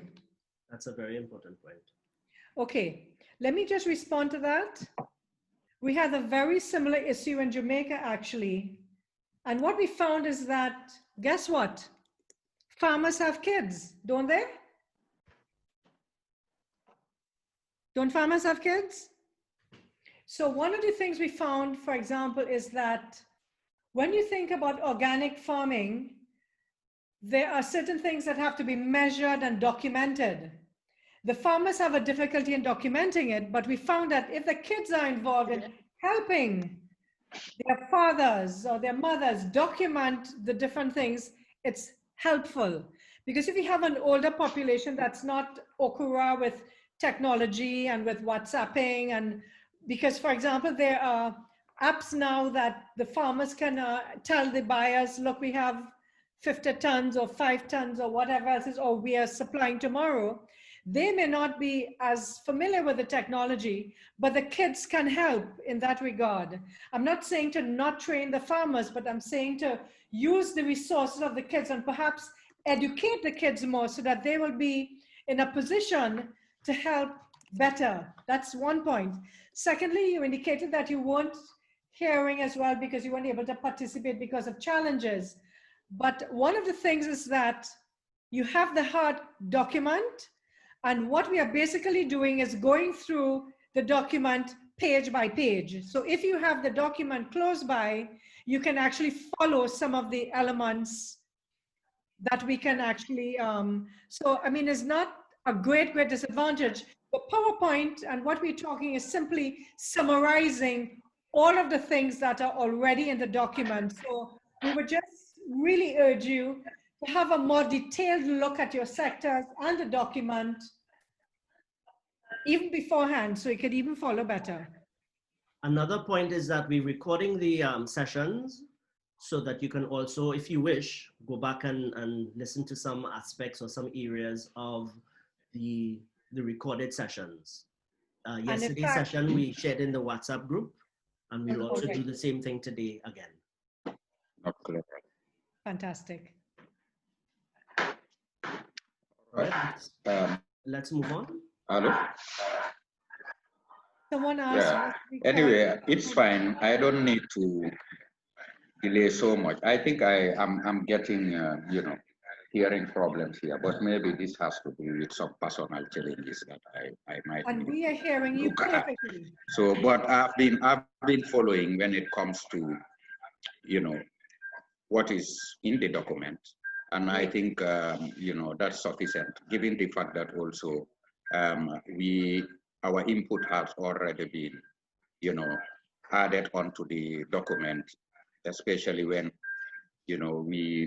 we had to review it and also, add our input when it comes to, the validation of the document. So that's okay. I'm following up, but I'm having challenges when it comes to hearing, and that would have helped me, interact more. But that's fine. That's fine. I'm still here, and I'm part of the process, and I'm following. I just felt that there is something that I'm missing, and that is not getting things clearly when it comes to being audible. But that's fine. I think that's a personal feeling that I have, but I can see that others are actively participating and sharing. Thank you. Great. Thank you very much, Mr. John. For your participation.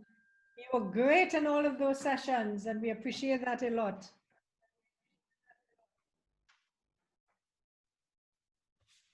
Okay, so let's move on now. If we have no more comments. Sorry, somebody wants to comment using my laptop here. He doesn't have access. Go ahead.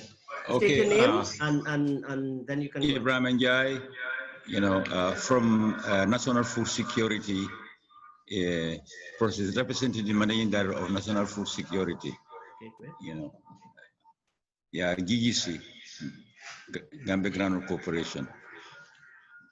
So I've been looking on the starting point for granules, and I'm in agreement with all what was raised.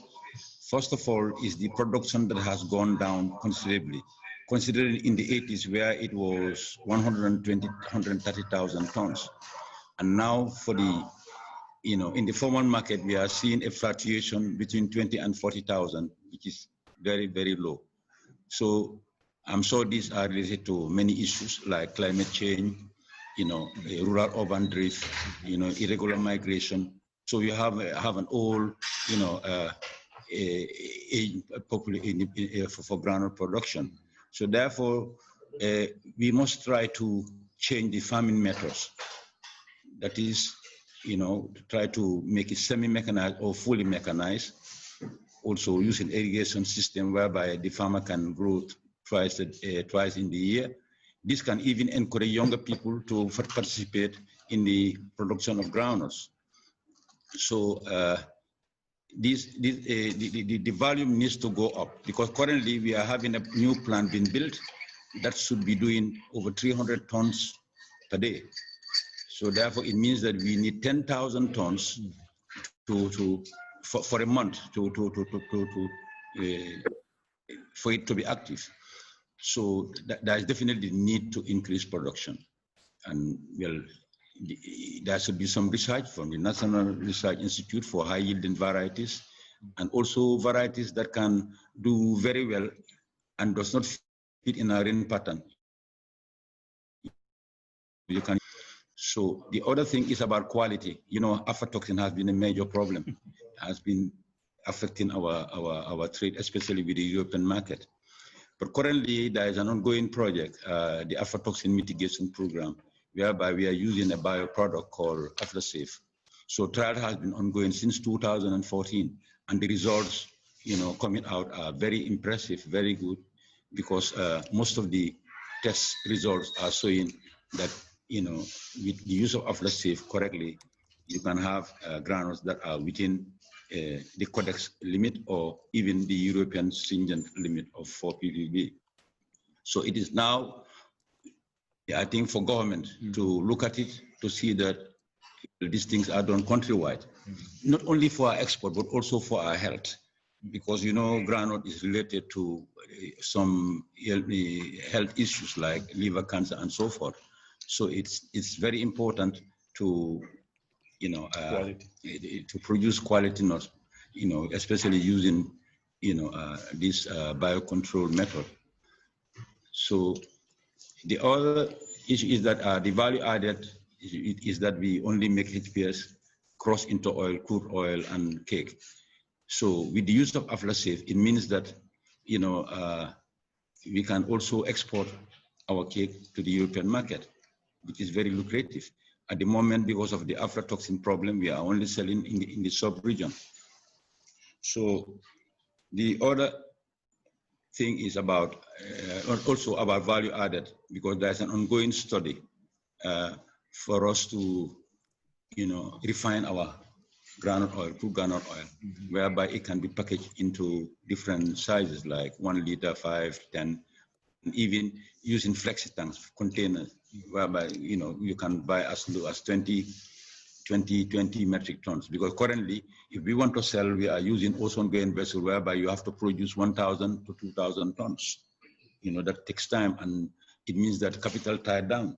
But refining and using flexi tanks and other packaging material, it means that you can sell, it will be a continuous process of selling rather than, tying your capital in one place for a period of 1 or 2 months. So these are the ongoing things. So I think I've seen the starting point and they are relevant. Can I just add a small one there, Dr. Prune? Sure. Sure, go ahead. Hello? Yes, go ahead, we're hearing you. Yes, we're hearing you. Go ahead. Okay, thank you. Yeah, just to follow up on his very good points, I think for aflatoxin and the quality of groundnuts, which is key here, it's good perhaps to mention also that there is a platform to address these issues very well. I'm sure you've been told about PACA, PACA, Partnership for Aflatoxin Control in Africa. They have a bureau, a very active bureau in the Gambia, and they've been doing work to improve the situation, PACA, PACA. And I think everything that we're going to do in that area, they're already here with an office, and they have a strong support across ECOWAS and the region. It's a regional organization. So I think it's good to mention them. With regards to Cashew, it's true that we are having some problems with quality now, and the proliferation of poor quality seed into our farming system. We also need to mention a great opportunity there, I think, which is that the Gambia boasts of one of the best quality cashew in Africa. It's known through research and through practice. And I think that should also go a long way. We have to talk about that more and probably make it as part of the brand. I think that is missing to me a little bit. It's much better than the nuts around in the surrounding countries. And that should definitely give us an edge. We are not using that in our marketing strategy, I believe. And also talking about the need for an umbrella organization for cashew and the other sectors, we have them. They're around. I think what we need is kind of capacity building for them so that they can really play a real cooperative role and be able to be integrated with other commercial actors along the value chain. We have them, but what are they doing? I think I think it's to capacitize them. That's what we should look at. And we are generally weak in that area in the Gambia, generally across all sectors when it comes to cooperative. And that's a very lucrative, it's a very good opportunity for doing business. So I think also make sure we have less kind of political oriented organizations, in my opinion, and more seriously business ones. I think that's what we are lacking when it comes to these umbrella groups. I mean, they're there at times, but they're not really fulfilling the commercial and business goal. So I think we just need to reorient them and build their capacity. Thank you. Thank you.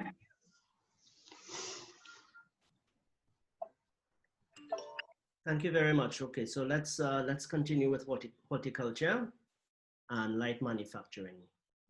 So we see that the agricultural sector accounts for about 80% of employment in the Gambia, especially among women, and the horticulture sector itself contributes about 65% of the agricultural workforce.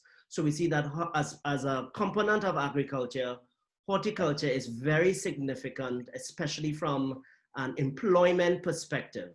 However, the contribution of horticulture, even though it employs so many people, the economic contribution is still very low, only contributing 0.3% of GDP. So something needs to be done to increase that contribution. And I think value adding is one of the areas that can be looked at in terms of increasing the economic contribution of horticulture.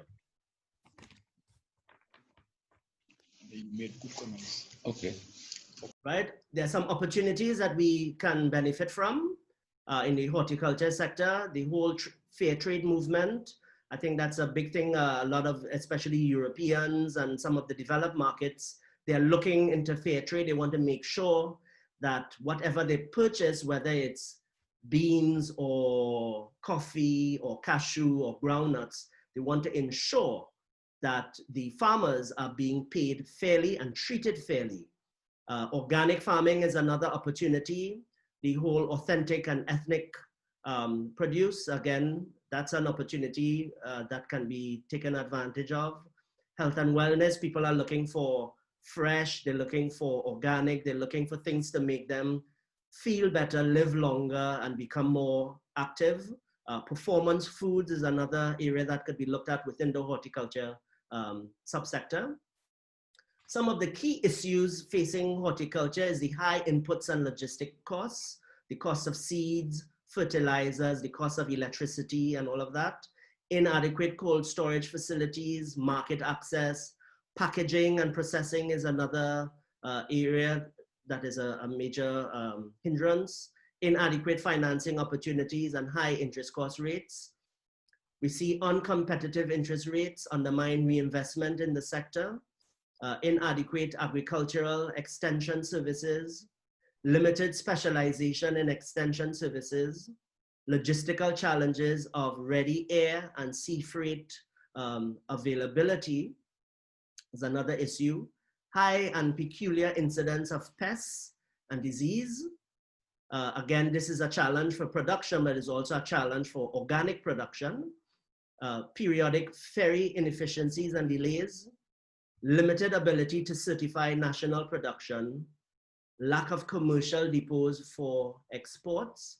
Another issue is the inconsistencies between applicable policies and the legal framework, lack of reliable production information system. Again, this is important for formalizing the sector. Limited availability of quality packaging at the national level. If you want to move up the value chain, I mean, where do you get proper packaging to really brand and make your product stand out? It's very limited.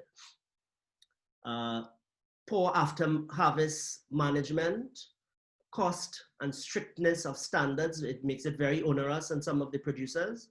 Weak export focus among many potential and current suppliers. They're only focusing mostly on the local market, but we need to look beyond. And the other question is, if they decide to focus, are they ready? Are they ready for export? Weak knowledge of external consumers and marketing trends. limited innovation and use of technology to match evolving market trends. Are we keeping up with our competitors? So that's an issue. I mean, our competitors are using technology, but we perhaps are not really there as yet. Increasing security costs, predial larceny. The sector is very fragmented and very artisanal in nature. Inadequate or poor transportation impacting on product quality arriving to processors. I mean, the longer you take to transport it is the longer or the faster the produce will start to go bad. Lack of market information, insufficient available information on business support services. So yes, there are a lot of business support services that GAIPA and other agencies provide, but are the producers fully aware of these services? We need to ask that question. Limited air and seaport capacity, limited availability of certain skilled labor. Now, going back to the air and seaport capacity, one of the points we made, for example, to, I believe it was Tropingo, when we were meeting with them, they were saying that this is a challenge in terms of the capacity, especially for the air transportation. We made the point that co-opetition or collaborating to compete, working together to go to some of these airlines with one voice rather than Tropingo going and making a request or Radcliffe or whoever, but if they come together as one strong voice representing the Gambia, representing agriculture, then the chances of getting more airlines, more cargo airlines to come to the Gambia will be realized. Limited availability of certain skilled labor, forcing firms to bring in labor from outside. This is one of the challenges that was also mentioned by Radcliffe. I mean, some of their technical managers and so on, they have to bring in from Senegal. So some training needs to be done there. We are forecasting $7.6 million in terms of production and export by the year 2025 for the horticulture sector. Some other targets is to grow by 7.8% per annum based on vegetables, because we broke the horticulture into two groups, vegetables on one side and fruits on the other. And the fruits we looking to grow by 12.5%. Again, these figures were developed based on the forecast that we did.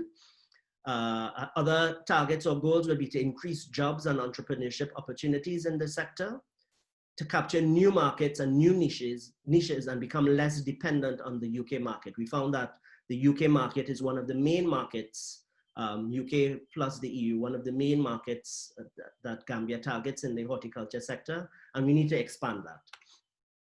Some strategic recommendation, again, use of irrigation for continuous production, introduce crop production calendar, implementation of farmer IPPM, FFS, research and development of good quality varieties, sensitize and encourage farmers about organic production, build local capacities to help with organic certification, build capacity and production of organic fertilizers like compost, promote linkages between exporters and growers, empower commercial individual growers to supply exporters. And we've seen a lot of this happening, but more could be done. I see Radcliffe is doing it, Tropingo is doing it. Focus on high value crops instead of volume. So again, it's not about quantity, but quality is what matters. Proper post-harvest handling, such as proper basket being provided and used.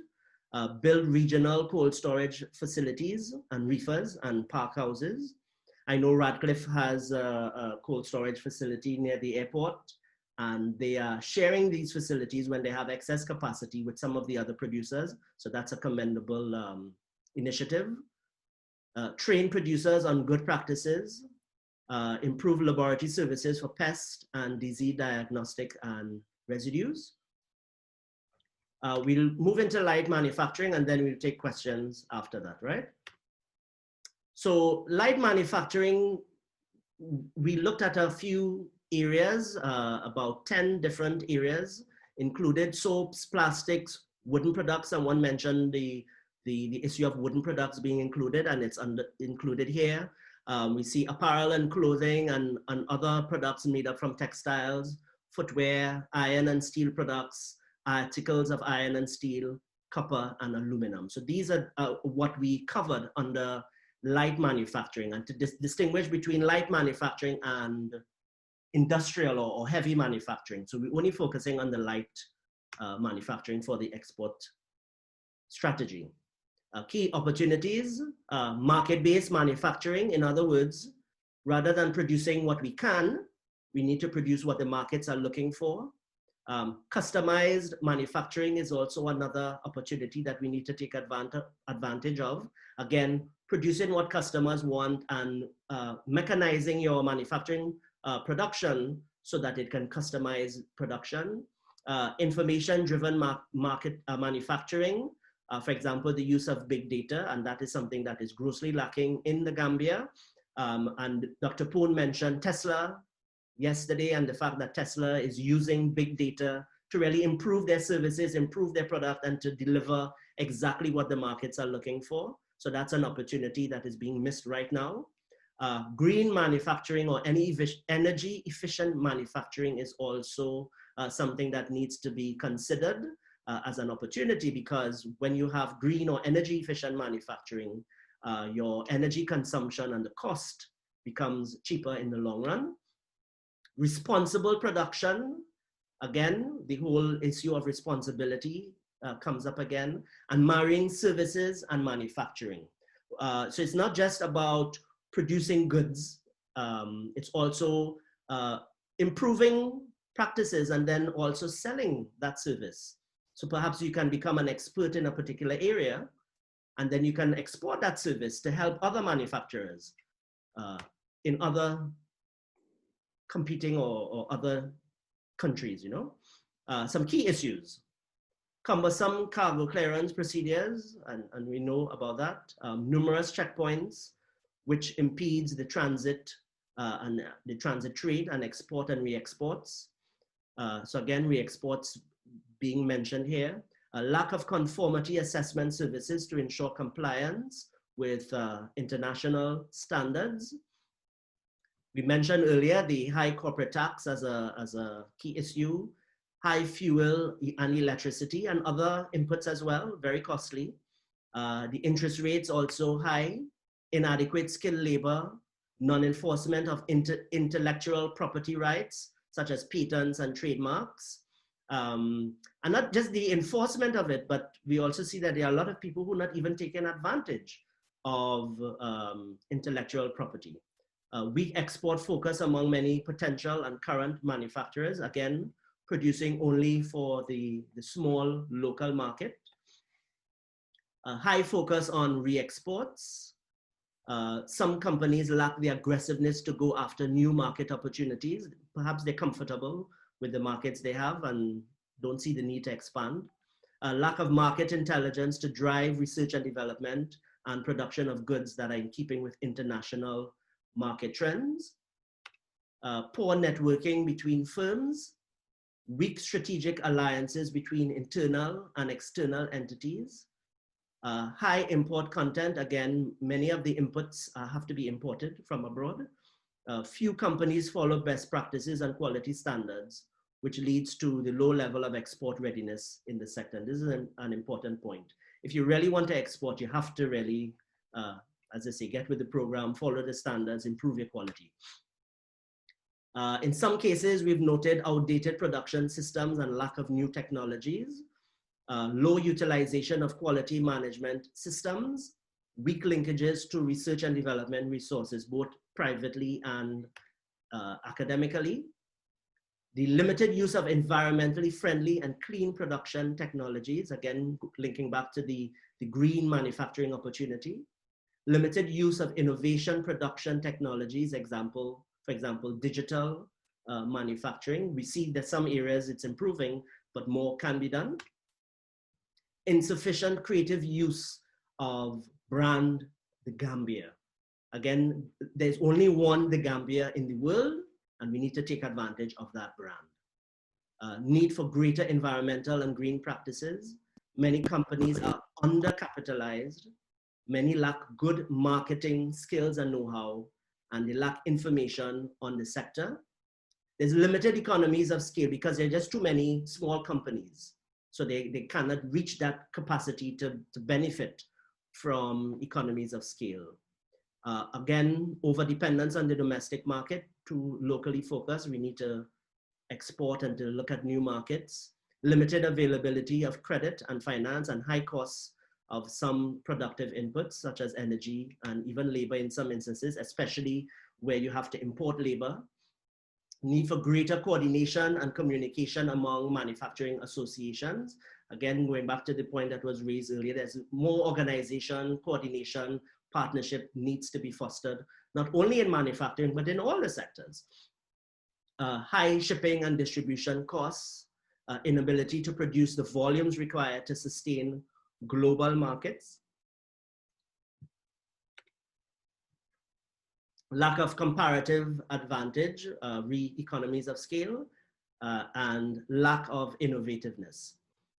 Some strategic recommendations, capacity building in terms of industrialization. So we need to build capacity among manufacturers in that regard, availability and accessibility of industrial areas to build manufacturing companies, develop an effective manufacturing association, carry out effective and frequent market research, foster innovation and carry out research in order to diversify manufacturing products, pool and regularly disseminate the information that is gathered on export trends and market trends, develop an export orientation training program through training and networking events.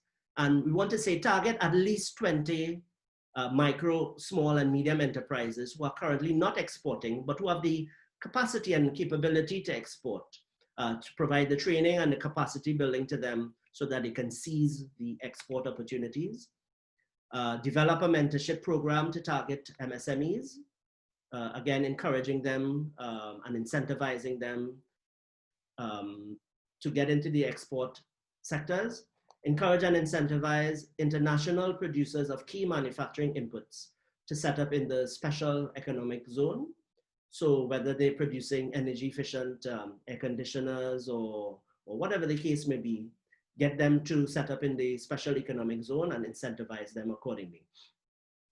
Encourage and incentivize manufacturers to adopt greater environmental and green practices and to take advantage of that green opportunity. Encourage and incentivize suppliers to adopt new technologies, develop grants and low interest loans to encourage manufacturers to purchase and implement low energy efficiency inputs, improve the enforcement and monitoring of standards at origin. Right, questions, comments? I don't know if anyone wants to add anything else to that.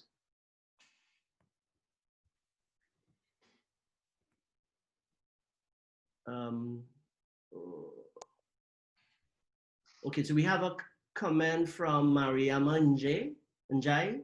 I have observed that we need information sharing, and for that matter, a very good website and a database to capture all upcoming NES activities. GAIPA's website is too old, and I would recommend revamping the website and also build a vibrant database to ease communication and data flow. I think that's a very important point.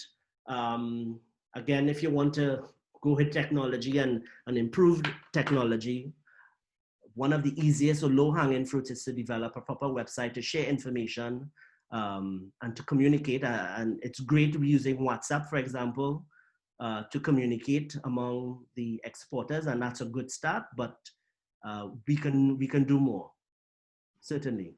Okay, so I have 3 hands raised here. So I'm going to start with the first. So Amadou, you can go ahead. Thank you. Yes.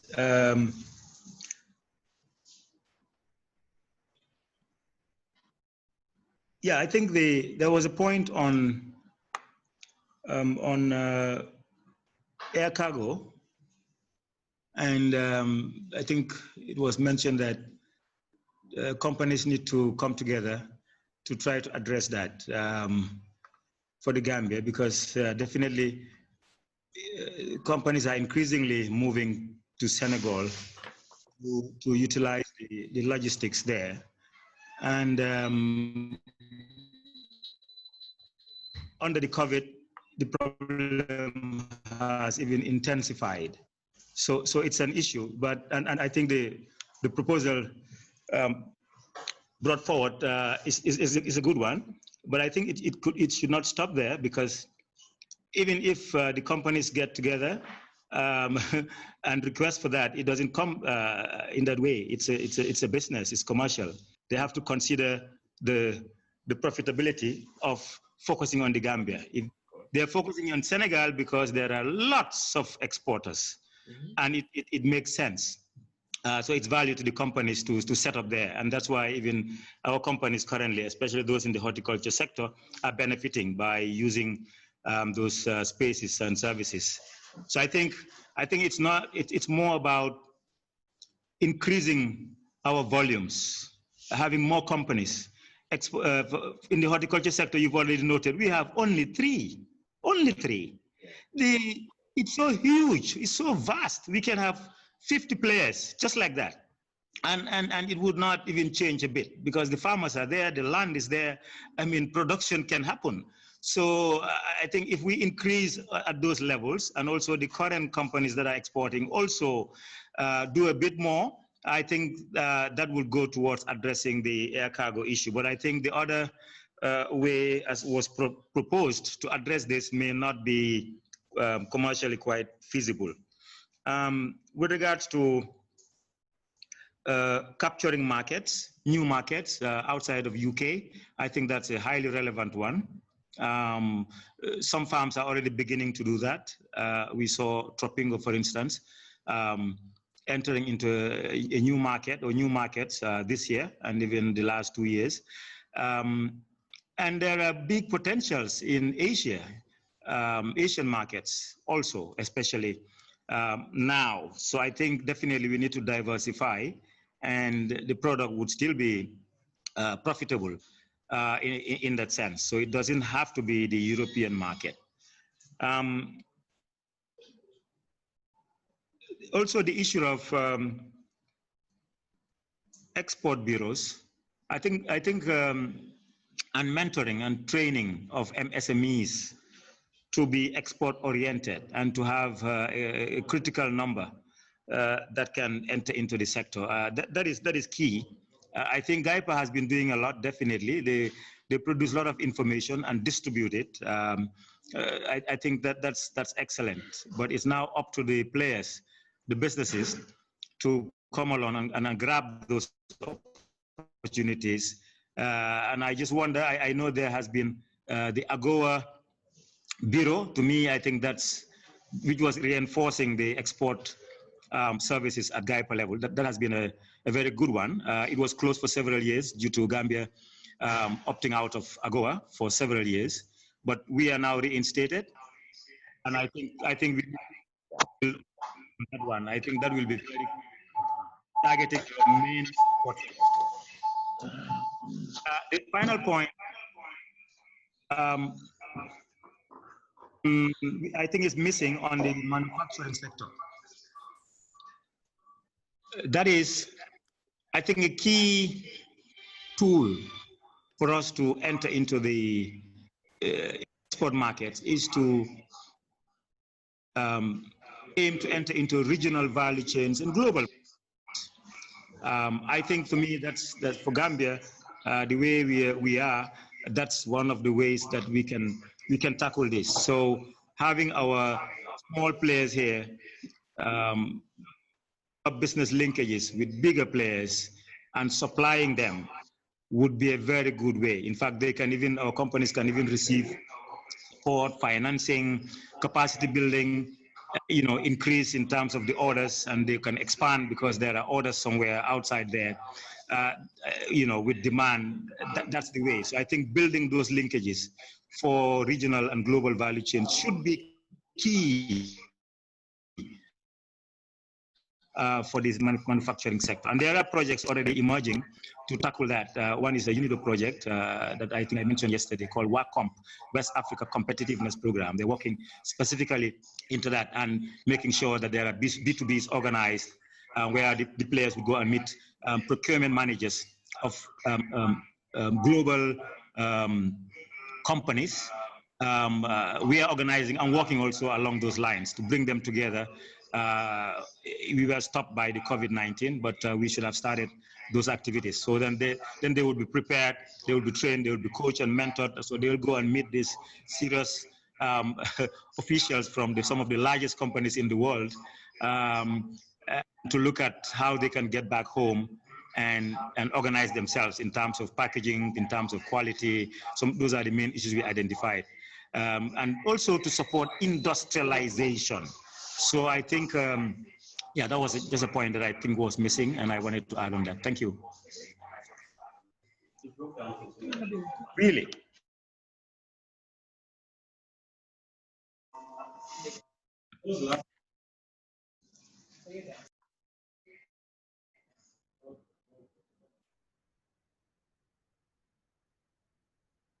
There are some comments on the chat. Thank you, Mr. Gay. You made a very good point of the need for building the capacity of the sector organizations. I believe a capacity needs assessment will be an ideal exercise to start with. That's a capacity needs assessment of the organization. Strengthening the sector organization is one of the major activities captured by the Cashew Group in the strategy. I think that's an important point as well. Not only the strengthening of the companies, but the strengthening of the organizations and the need assessment of the support organization. Then somebody said, good morning all. I believe the problem we have in the Gambia in terms of lack of skilled labor for the cross-cutting sectors, especially in the farming sector, is the perception and lack of encouragement and emphasis being put on the importance of farming. Basically, people look at it as a field for dropouts. We need to commercialize our farming sector and also include curriculums of TVET in the education system at the early stages of education in schools. This will improve the perception of people on the importance of skilled labor in the development of our economy and moreover help in food sufficiency and eventually boost our exports. That's an excellent contribution. Thank you very much. Amadou also said, good point, Mariam. This is from Omar Jame. Hello, this great team. I hope the presentation will be shared with GAIPA team to be further sent to the stakeholders. I believe we are doing even better than that. We are sending the entire workshop proceedings, so you won't only see the presentation, but you'll see all of the comments and the actual presentation of the PowerPoint. Then somebody also said, as good as these, Mohammed Jawara, as good as these bullet points are, there needs to be a portion in the strategy that links to the overall working on the system. Without proper environment, the ease of doing business, the strategy will have little impact in the long term. I have a comment, if I may. Mohammed Jawara wants to make a comment.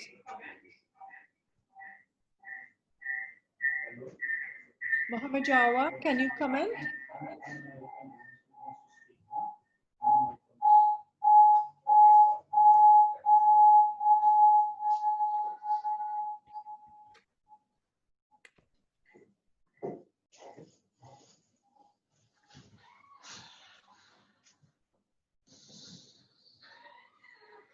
Any other comments? Yes. Okay, let's hear you. So we have Hadi Sise and then following by Anna Marie Conte. So go ahead, Hadi Sise.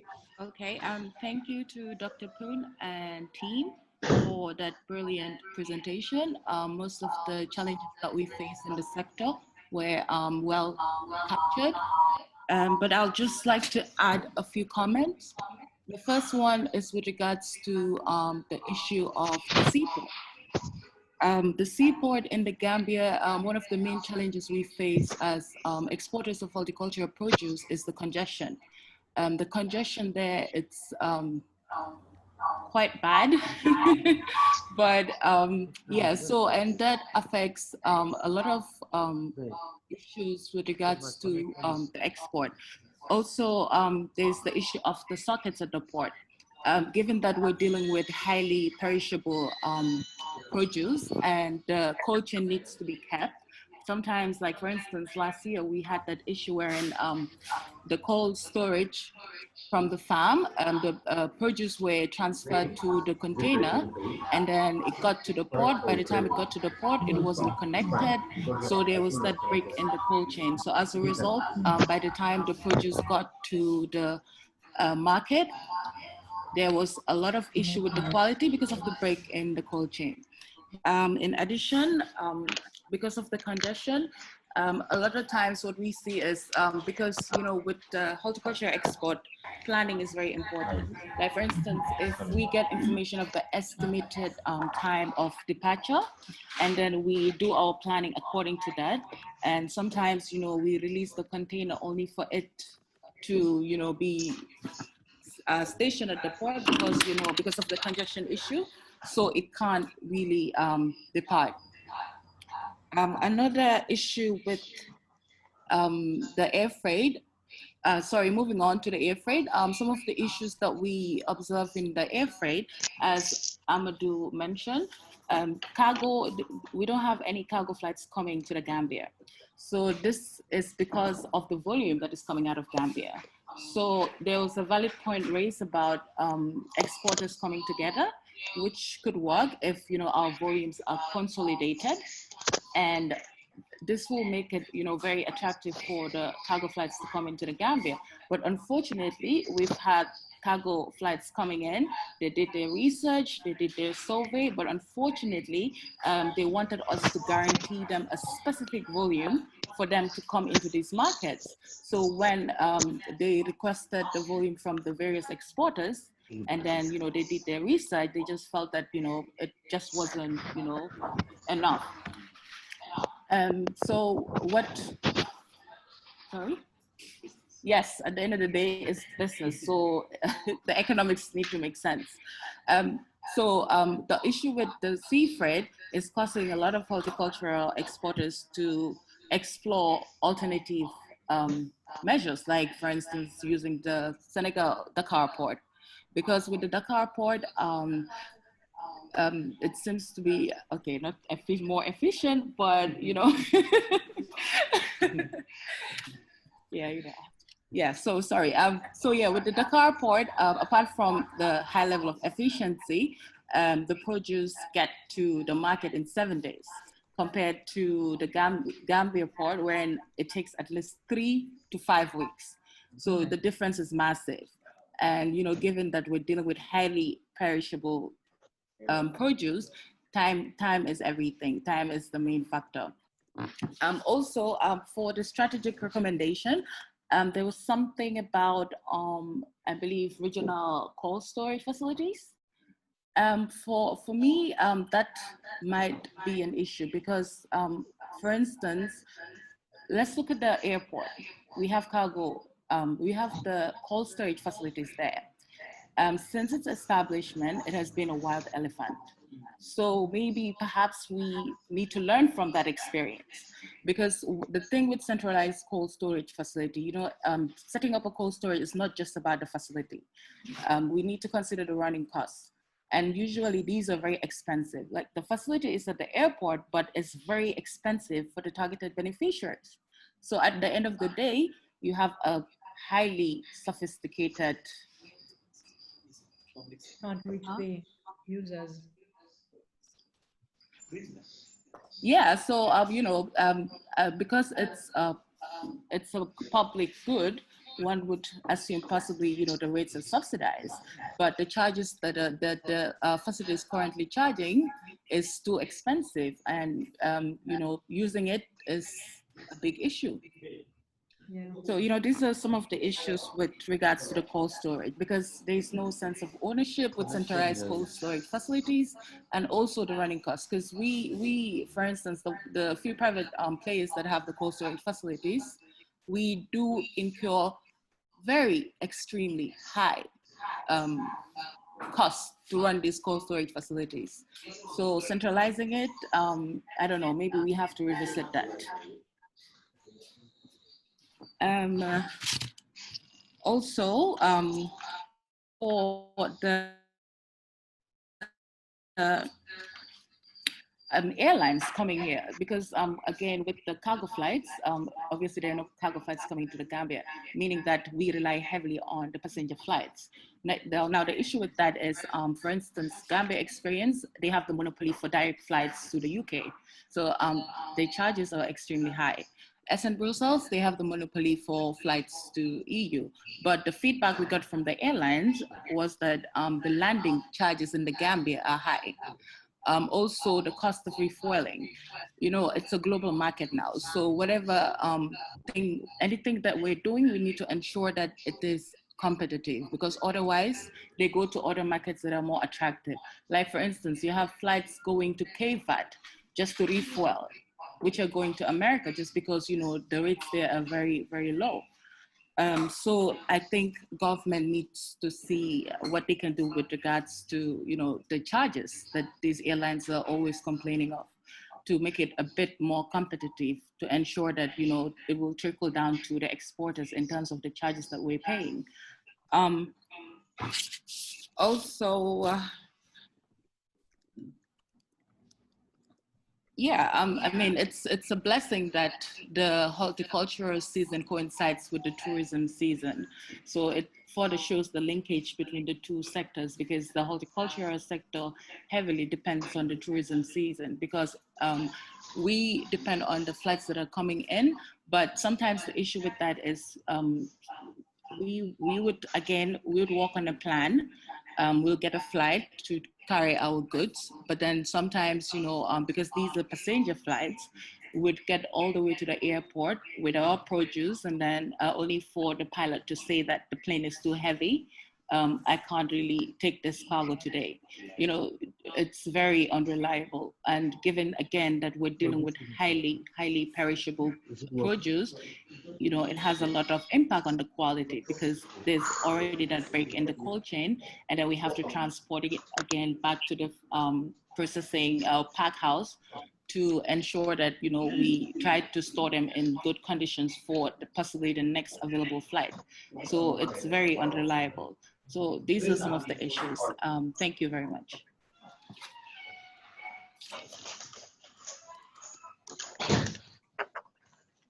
Thank you very much, Hadi. Those were some excellent and very detailed points. We took note of most of them, and we'll ensure that everything is included in the strategy. You raised some serious points, and we'll take it into consideration.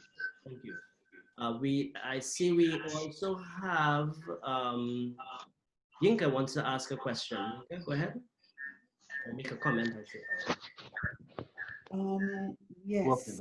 So my comment is to do with light manufacturing and also horticulture, but I guess it could be applicable to a number of the other sectors, and that's to do with how we ensure there's sufficient productive capacity in what's being produced, so that the competitiveness of the product that we're selling actually enables us to deliver the quantity that is being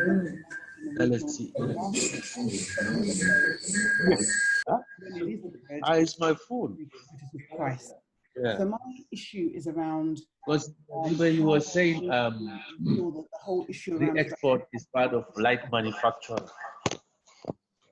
And I think that there's a whole debate around the missing skill of operational research. So some skills that are around the operational side, operational managers, operational directors, those that have a really good handle on what combination of skills, technology that the good in a highly competitive way. So the extent to which we can say that that is clearly seen in terms of the actions and activities that we're suggesting, I think we could highlight that so that it's clear where we're saying there is room and there's potential to develop the skills of operational management in country to serve the different sectors. Thanks.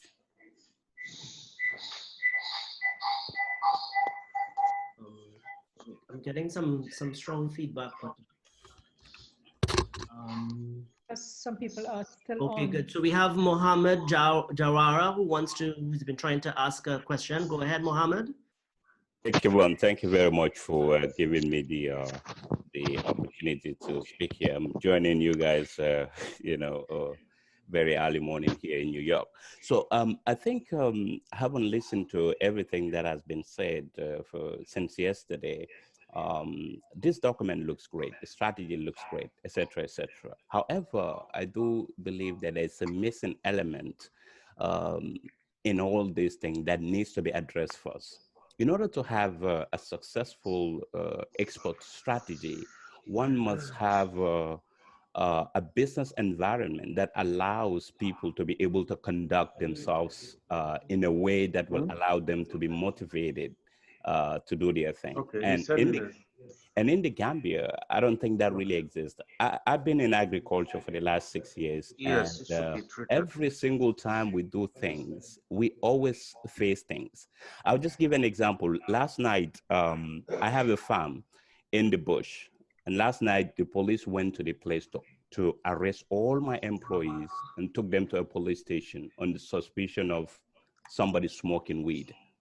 And when they did that, they arrested everyone and took them to that place, right? And then left the whole farm. This is like a farm with trucks, tractors, generators, etc., etc., solar panels, submersible pumps, left everything there without any attendant.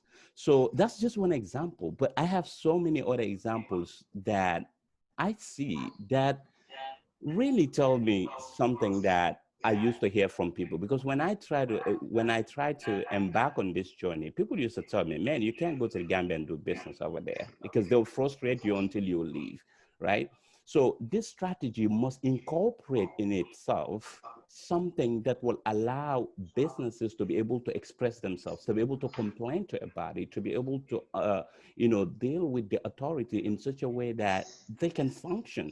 Because if you can't function, how do you even think about an export strategy? And I think that's part of the problem that we have. If you receive a good from Europe, for example, and you don't want to bribe, for something that should take a couple of hours at the port, it will take you weeks. Right now, we just got a generator from Spain. It's 2 weeks.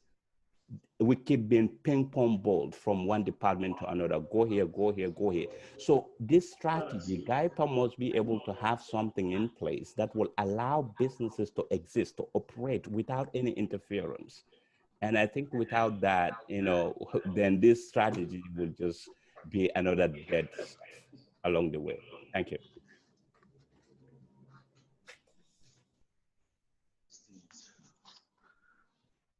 Okay, thank you very much, Mohammed, for those comments. Again, we'll look at it. Hannah Marie Conte, let me see, she's been trying to get through.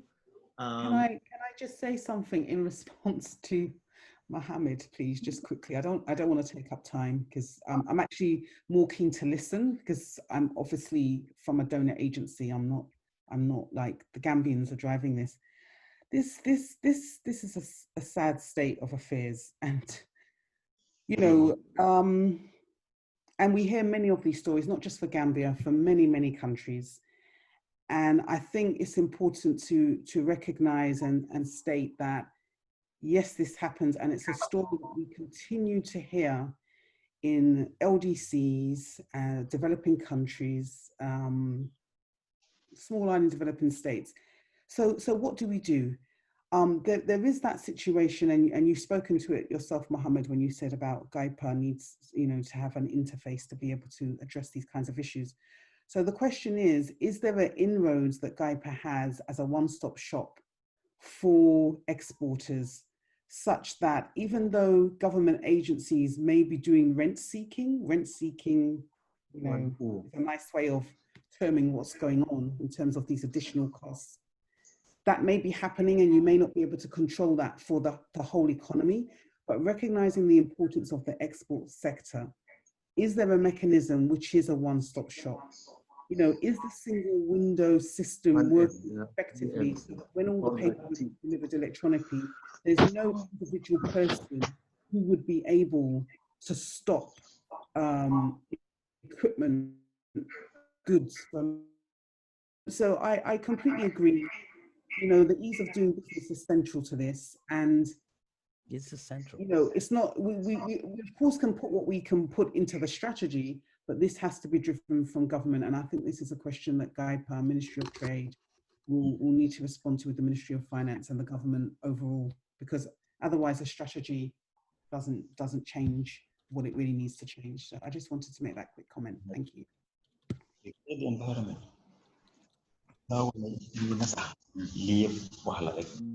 Did GAIPA want to respond? Can I just add a small bit there? Yes, short please. one. Yeah, I think the point that Hadi was raising, very, very key in terms of storage facilities. We need to look out for purely commercialized storage business in the country. I think that would help. That's more sustainable. It's good that government is thinking about it and bringing projects, you know, like the EIF or any other projects to run it, but will it be sustained? I think that's the issue. And Hadi is just complaining about cost, something that is already largely from the public sector. I'm even amazed to hear that the cost is that high. For what reason? I don't know. So I think the solution for me is that it needs to be, government can start it up, they can bring projects to come, but it has to go to the private sector, the commercial players who will be there for business. They'll run it in a way that it's going to be efficient, it's going to, you know, provide good services to their clients, and it's going to make profit for them. I think that's the only way. So I think that recommendation needs to come out very strongly. Thank you.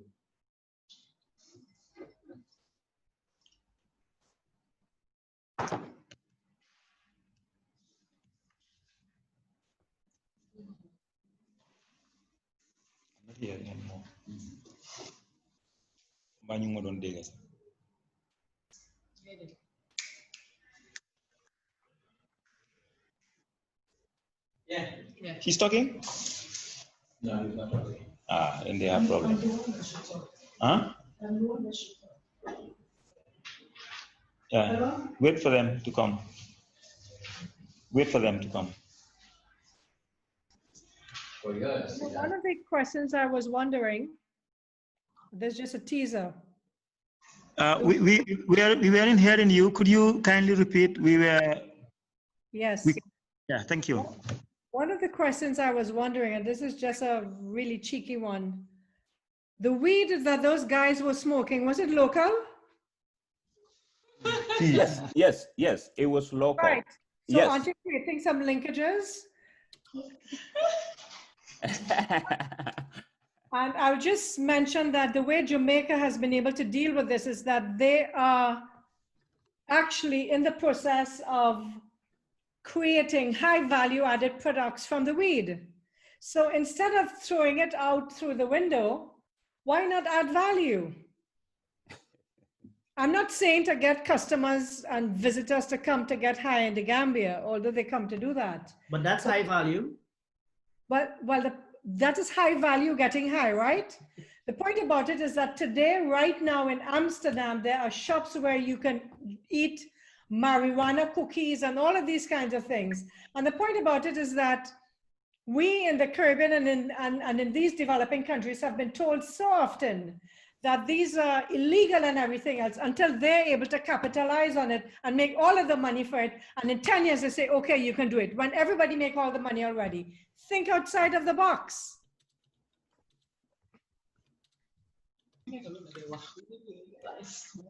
Okay. Anna Marie, are you ready for us now? Yes, I'm ready. Yes, go ahead. First of all, I want to apologize on behalf of the chairman of the Gambian Manufacturing Association with the acronym AGM, Mohamed Silla. This is comments. The manufacturing sector actually facing currently numerous problems that needs to be looked into if all what we are talking about should materialize and be positive in the Gambia. All right, domestically, the manufacturing sector needs a kind of focus and enhancement in terms of empowering it if it should thrive to bring the Made in the Gambia brand into a reality. Now, I want to give you certain problems that the manufacturing sector is looking at. Recently, we saw the demises of Banjul Breweries and Comfort Services, Gambega, to name but a few, who are companies that are currently closed down in the Gambia right now. And we don't want to reference old companies, also like one that was producing mint in the Gambia that is closed down. Mm-hmm. And the sector is facing high taxation from the government, and this is affecting manufacturers so much. We are talking of incentives here, wherein you're talking of the incentive towards importers is much more lucrative and much more encouraging than what is being considered towards manufacturers. Mm-hmm. And this has to be looked into. We don't want to mention about electricity, the high rate cost, and manufacturers are the people that are the highest consumers in terms of electricity rates. And the cost is so high for the manufacturing sector in the Gambia. We also are looking at importation. Importation is a complete opposing force to the manufacturing sector, wherein if Made in the Gambia should be a reality to what's the standard we are looking at, I think there should be a focus that should be looked into in terms of the importation of external goods, rather than looking much more into the affairs of locally produced goods, which is the main focus that will boost the economy of the Gambia. All right? And we are also talking about the government financial aid given to manufacturers. The term loan is so short and very, very expensive for manufacturers. And if we compare to other nations that have developed through their manufacturing sector, we'll see that that area is an area that was given a priority in terms of the government to boost up the manufacturing sector in terms of helping them to be able to proceed in enhancing the manufacturing sector. We also want to look about the inadequate labor skills and workforce, which normally drives the manufacturers out of the country to import expatriates to come and replace the job for indigenous Gambians, which is on the higher rate. And these are just some of the references that we want to bring forward to your platform. And if these issues are not looked into, then all what we are talking about, actually, I'm sorry to say, makes a partial sense, because the manufacturing unit or the sector that is going to bring out the Made in the Gambia brand, which is locally produced goods, is what is the main focal point that the government should be looking at. I thank you for your attention.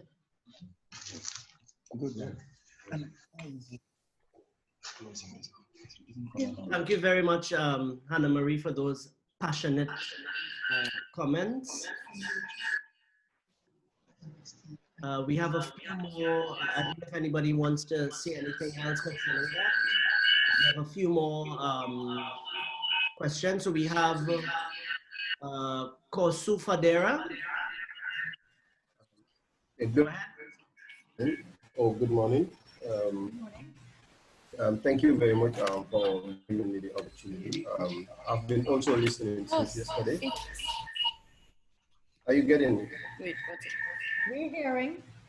Yeah, so I've equally been following since yesterday. I just wanted to make a few comments, elaborating on what Hadi have been saying and the recent speaker, Anna Marie, have been saying. I think the environment for local producers and manufacturers is very important. Anna Marie spoke here that cargo agencies are saying that the quantity is not enough for them to come to the Gambia. I think this is due to the environment created for local producers and manufacturers. Because Anna Marie rightly said that there is more encouragement given to the importers than local manufacturers and producers, and that is real. This is not just at the manufacturing sector. Even with the SMEs, our job is we deal with startups in the Gambia, and they are all fit. There are some small enterprises that have the capacity, that have the ability or the capacity to export their products outside the Gambia. But these are some of the things. They are not provided with the opportunity or the space to create, to manufacture or produce enough to be able to export. And because on these expectations, some of these expectations are also very high. So I think the document really need to highlight that issue. It really need to show that issue out. We really need to create the environment, the enabling environment for our local producers and manufacturers if we want to realize the objectives of this strategy. Thank you.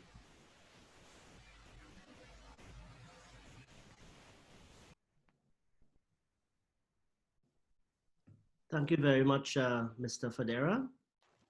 I also see Sanusi Drame has a question or comment to make. Thank you, Mr. Wilson.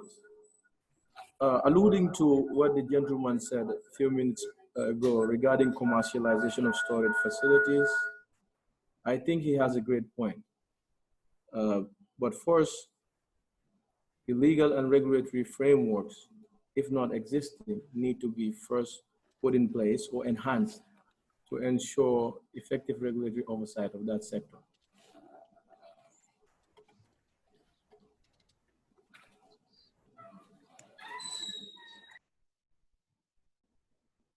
Thank you.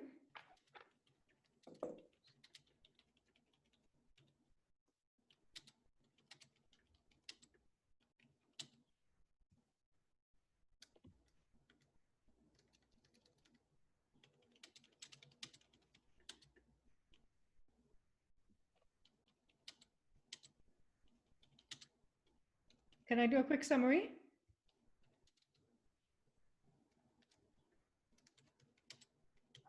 Yes, Dr. Poon, go on.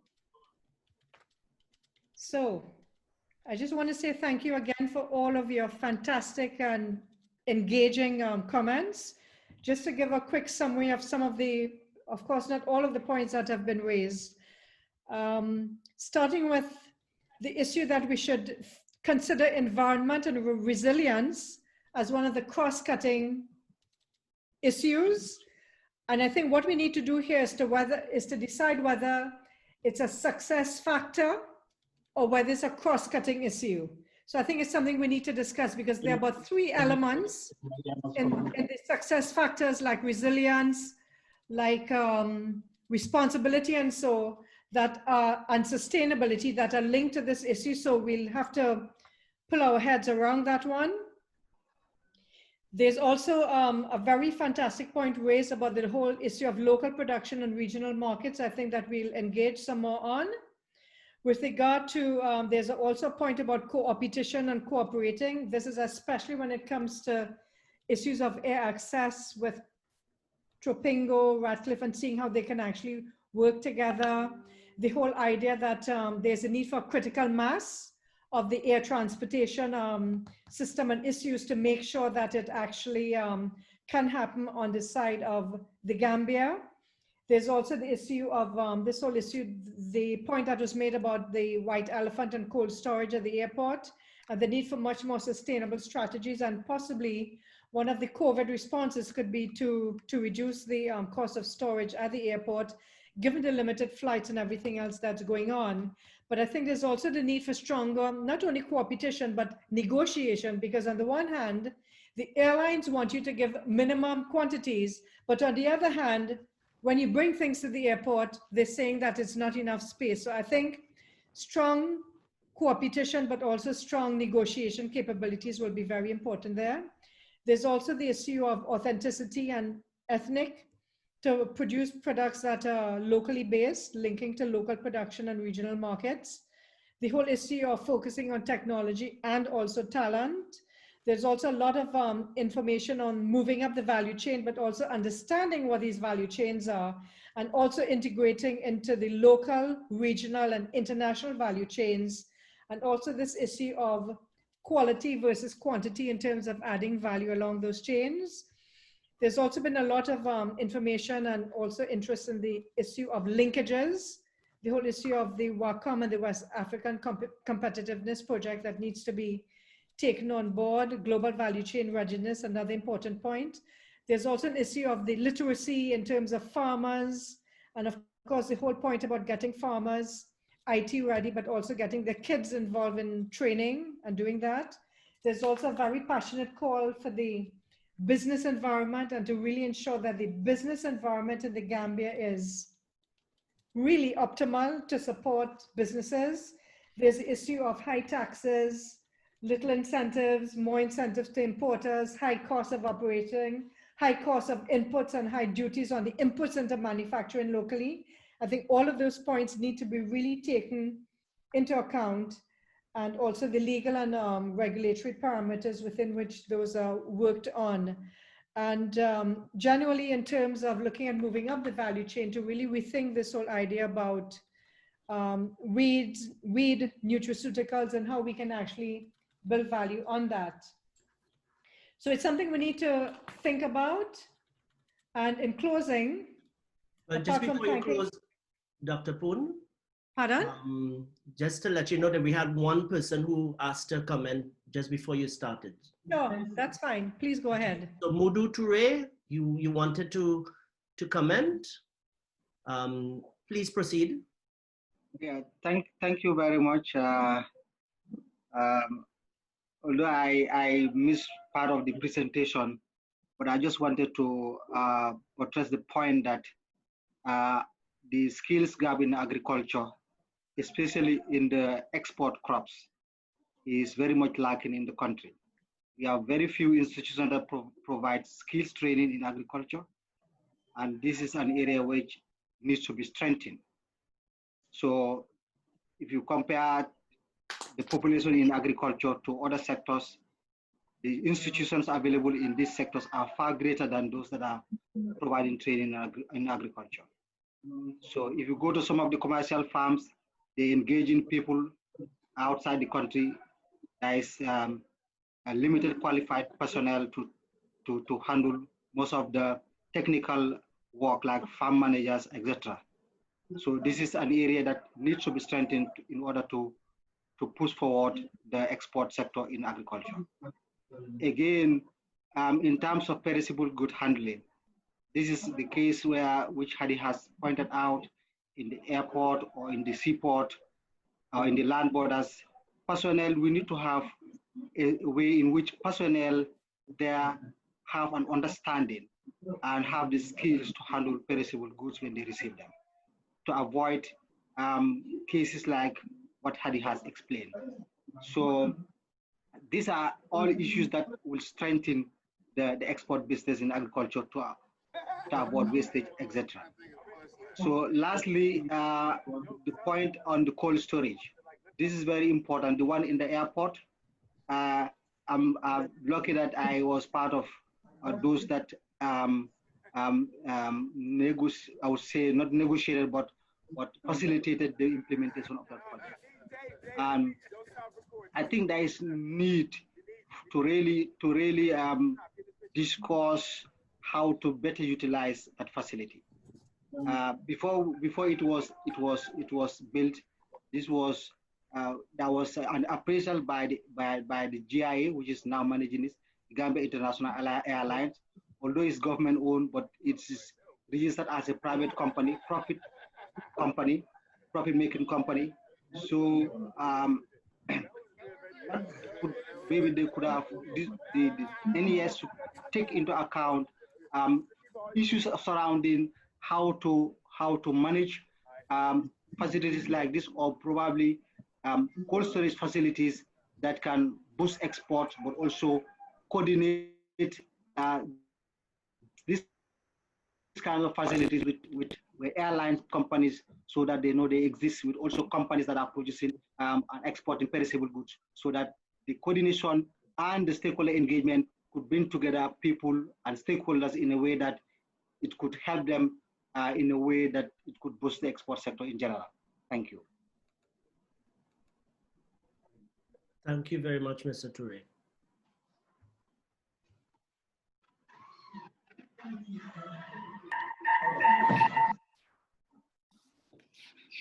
Okay. Dr. Poon, I think you could continue with your conclusion. Okay. I just would like to leave you with two interesting thoughts. Remember, I told you yesterday that the two most important ingredients to any holiday, to any lovely place that you want to be, are wood and water. And I remember that we were in Uganda some years ago, attracting investors to the East African region. And I remember that I said that in addition to wood and water, there are some other important W's that the African region have. And that is women and wildlife. And I had to caution that women are not necessarily linked to the wildlife aspect of it. But never mind, after today, there's another interesting W, which is also weed. So that means you have like 5 important W's that you can consider: wood, water, woman, wildlife, and weed. And secondly, the second idea I want to leave you with is that given all of the importance of the river and the environment and resilience and all of these things, perhaps Gambia can be the green coast of Africa. Something to think about. Thank you very much.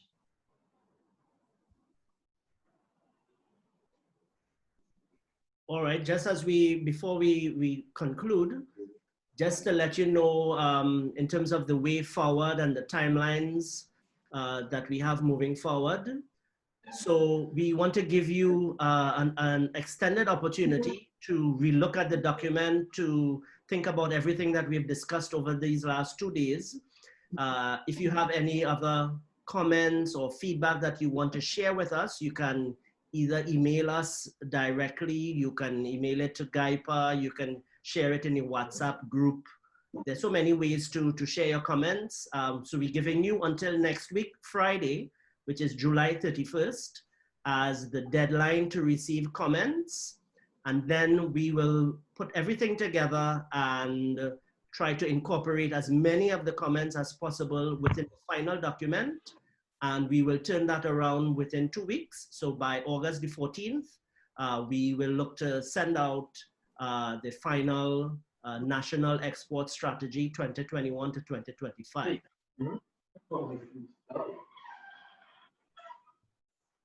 Right, I don't know if Lamin or GAIPA has any final concluding remarks.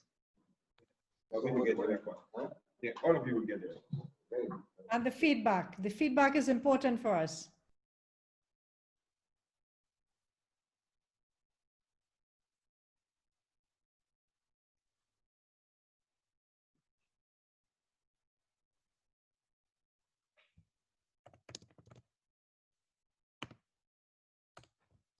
GAIPA?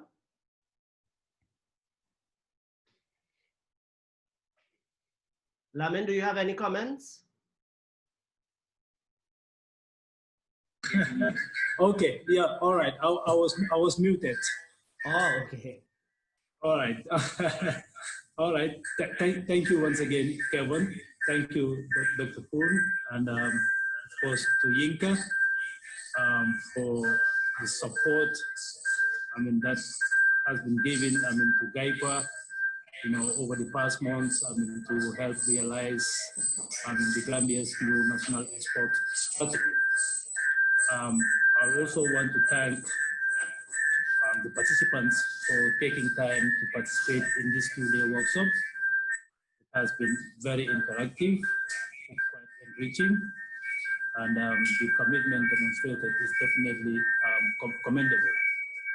I'm making these comments on behalf of the CEO of Gaipa, who is not with us for the past 2 days due to ill health.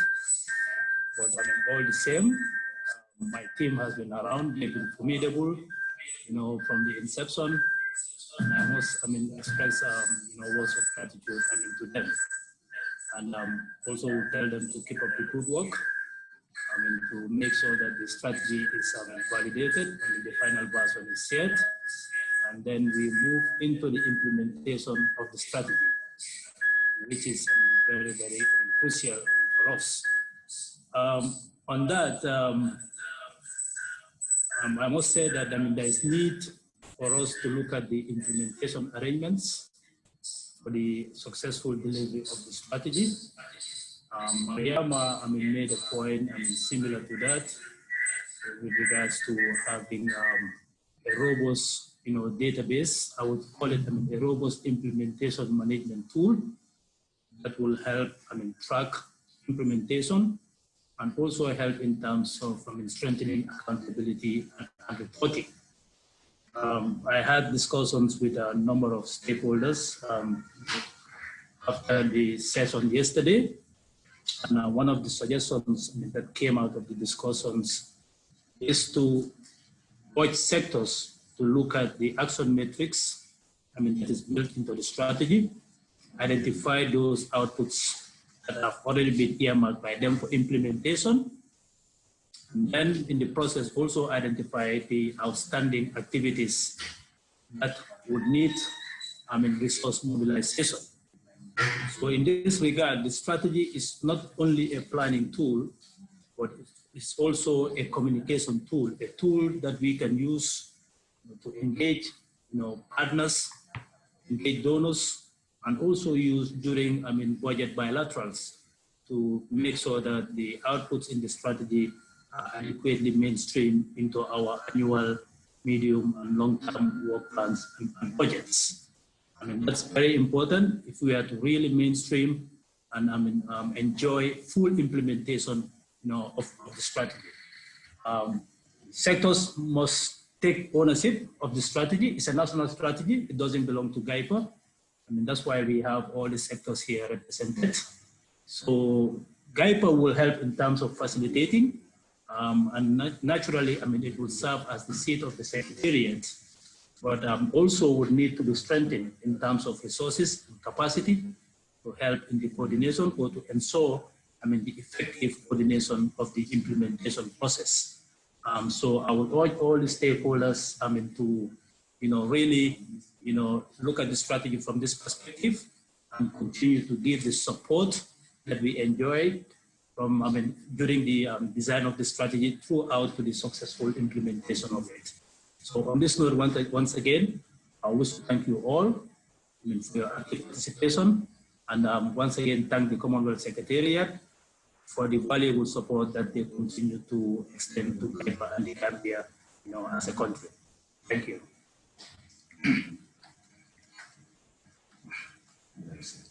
Thank you very much. Thank you. I just want to say as well on behalf of the Commonwealth Secretariat that this has been a fantastic experience. I think the 2-day meeting platform has worked very well for the intentions of delivering this national export strategy.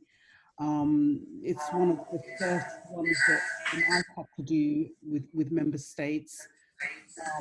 And it's not easy to have to work with the technology and everybody to be engaged to make sure that all voices are heard. So I think it's been a really good experience.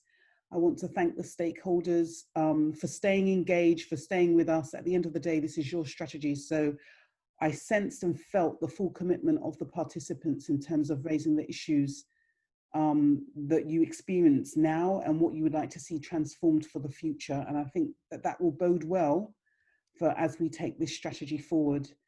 I definitely want to thank the great team that is Tourism Intelligence International, Dr. Oliana Poon and Mr. Kevin Wilson.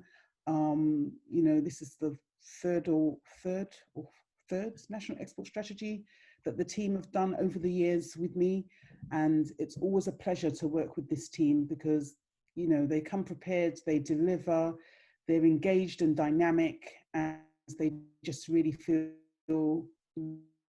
that they're at the center of this process, which is what it should be about. And Gaipa, it's been a pleasure working with you. This is the first opportunity for, well, one of the first opportunities for the Commonwealth to work with Gambia again, since Gambia returned to the Commonwealth fold. Definitely on the trade side, this has been one of the first interventions that we've had, and it has been an entirely seamless experience. So I want to thank, obviously, the CEO who hasn't been able to be with us today, but also definitely Mr. Lamingay and Carlos as well for all the work that they've done in the run-up to this presentations, this NES strategy development. So thank you. That's it from me. Oh, the timeline. We've already discussed the timeline. Yes, we did. I think we've already said, and Dr. Poon already said that. You can repeat it again. So feedback and comments, deadline, July 31st. Next Friday. Which is next week, Friday. And completion of the final document, we will deliver it by August 14th.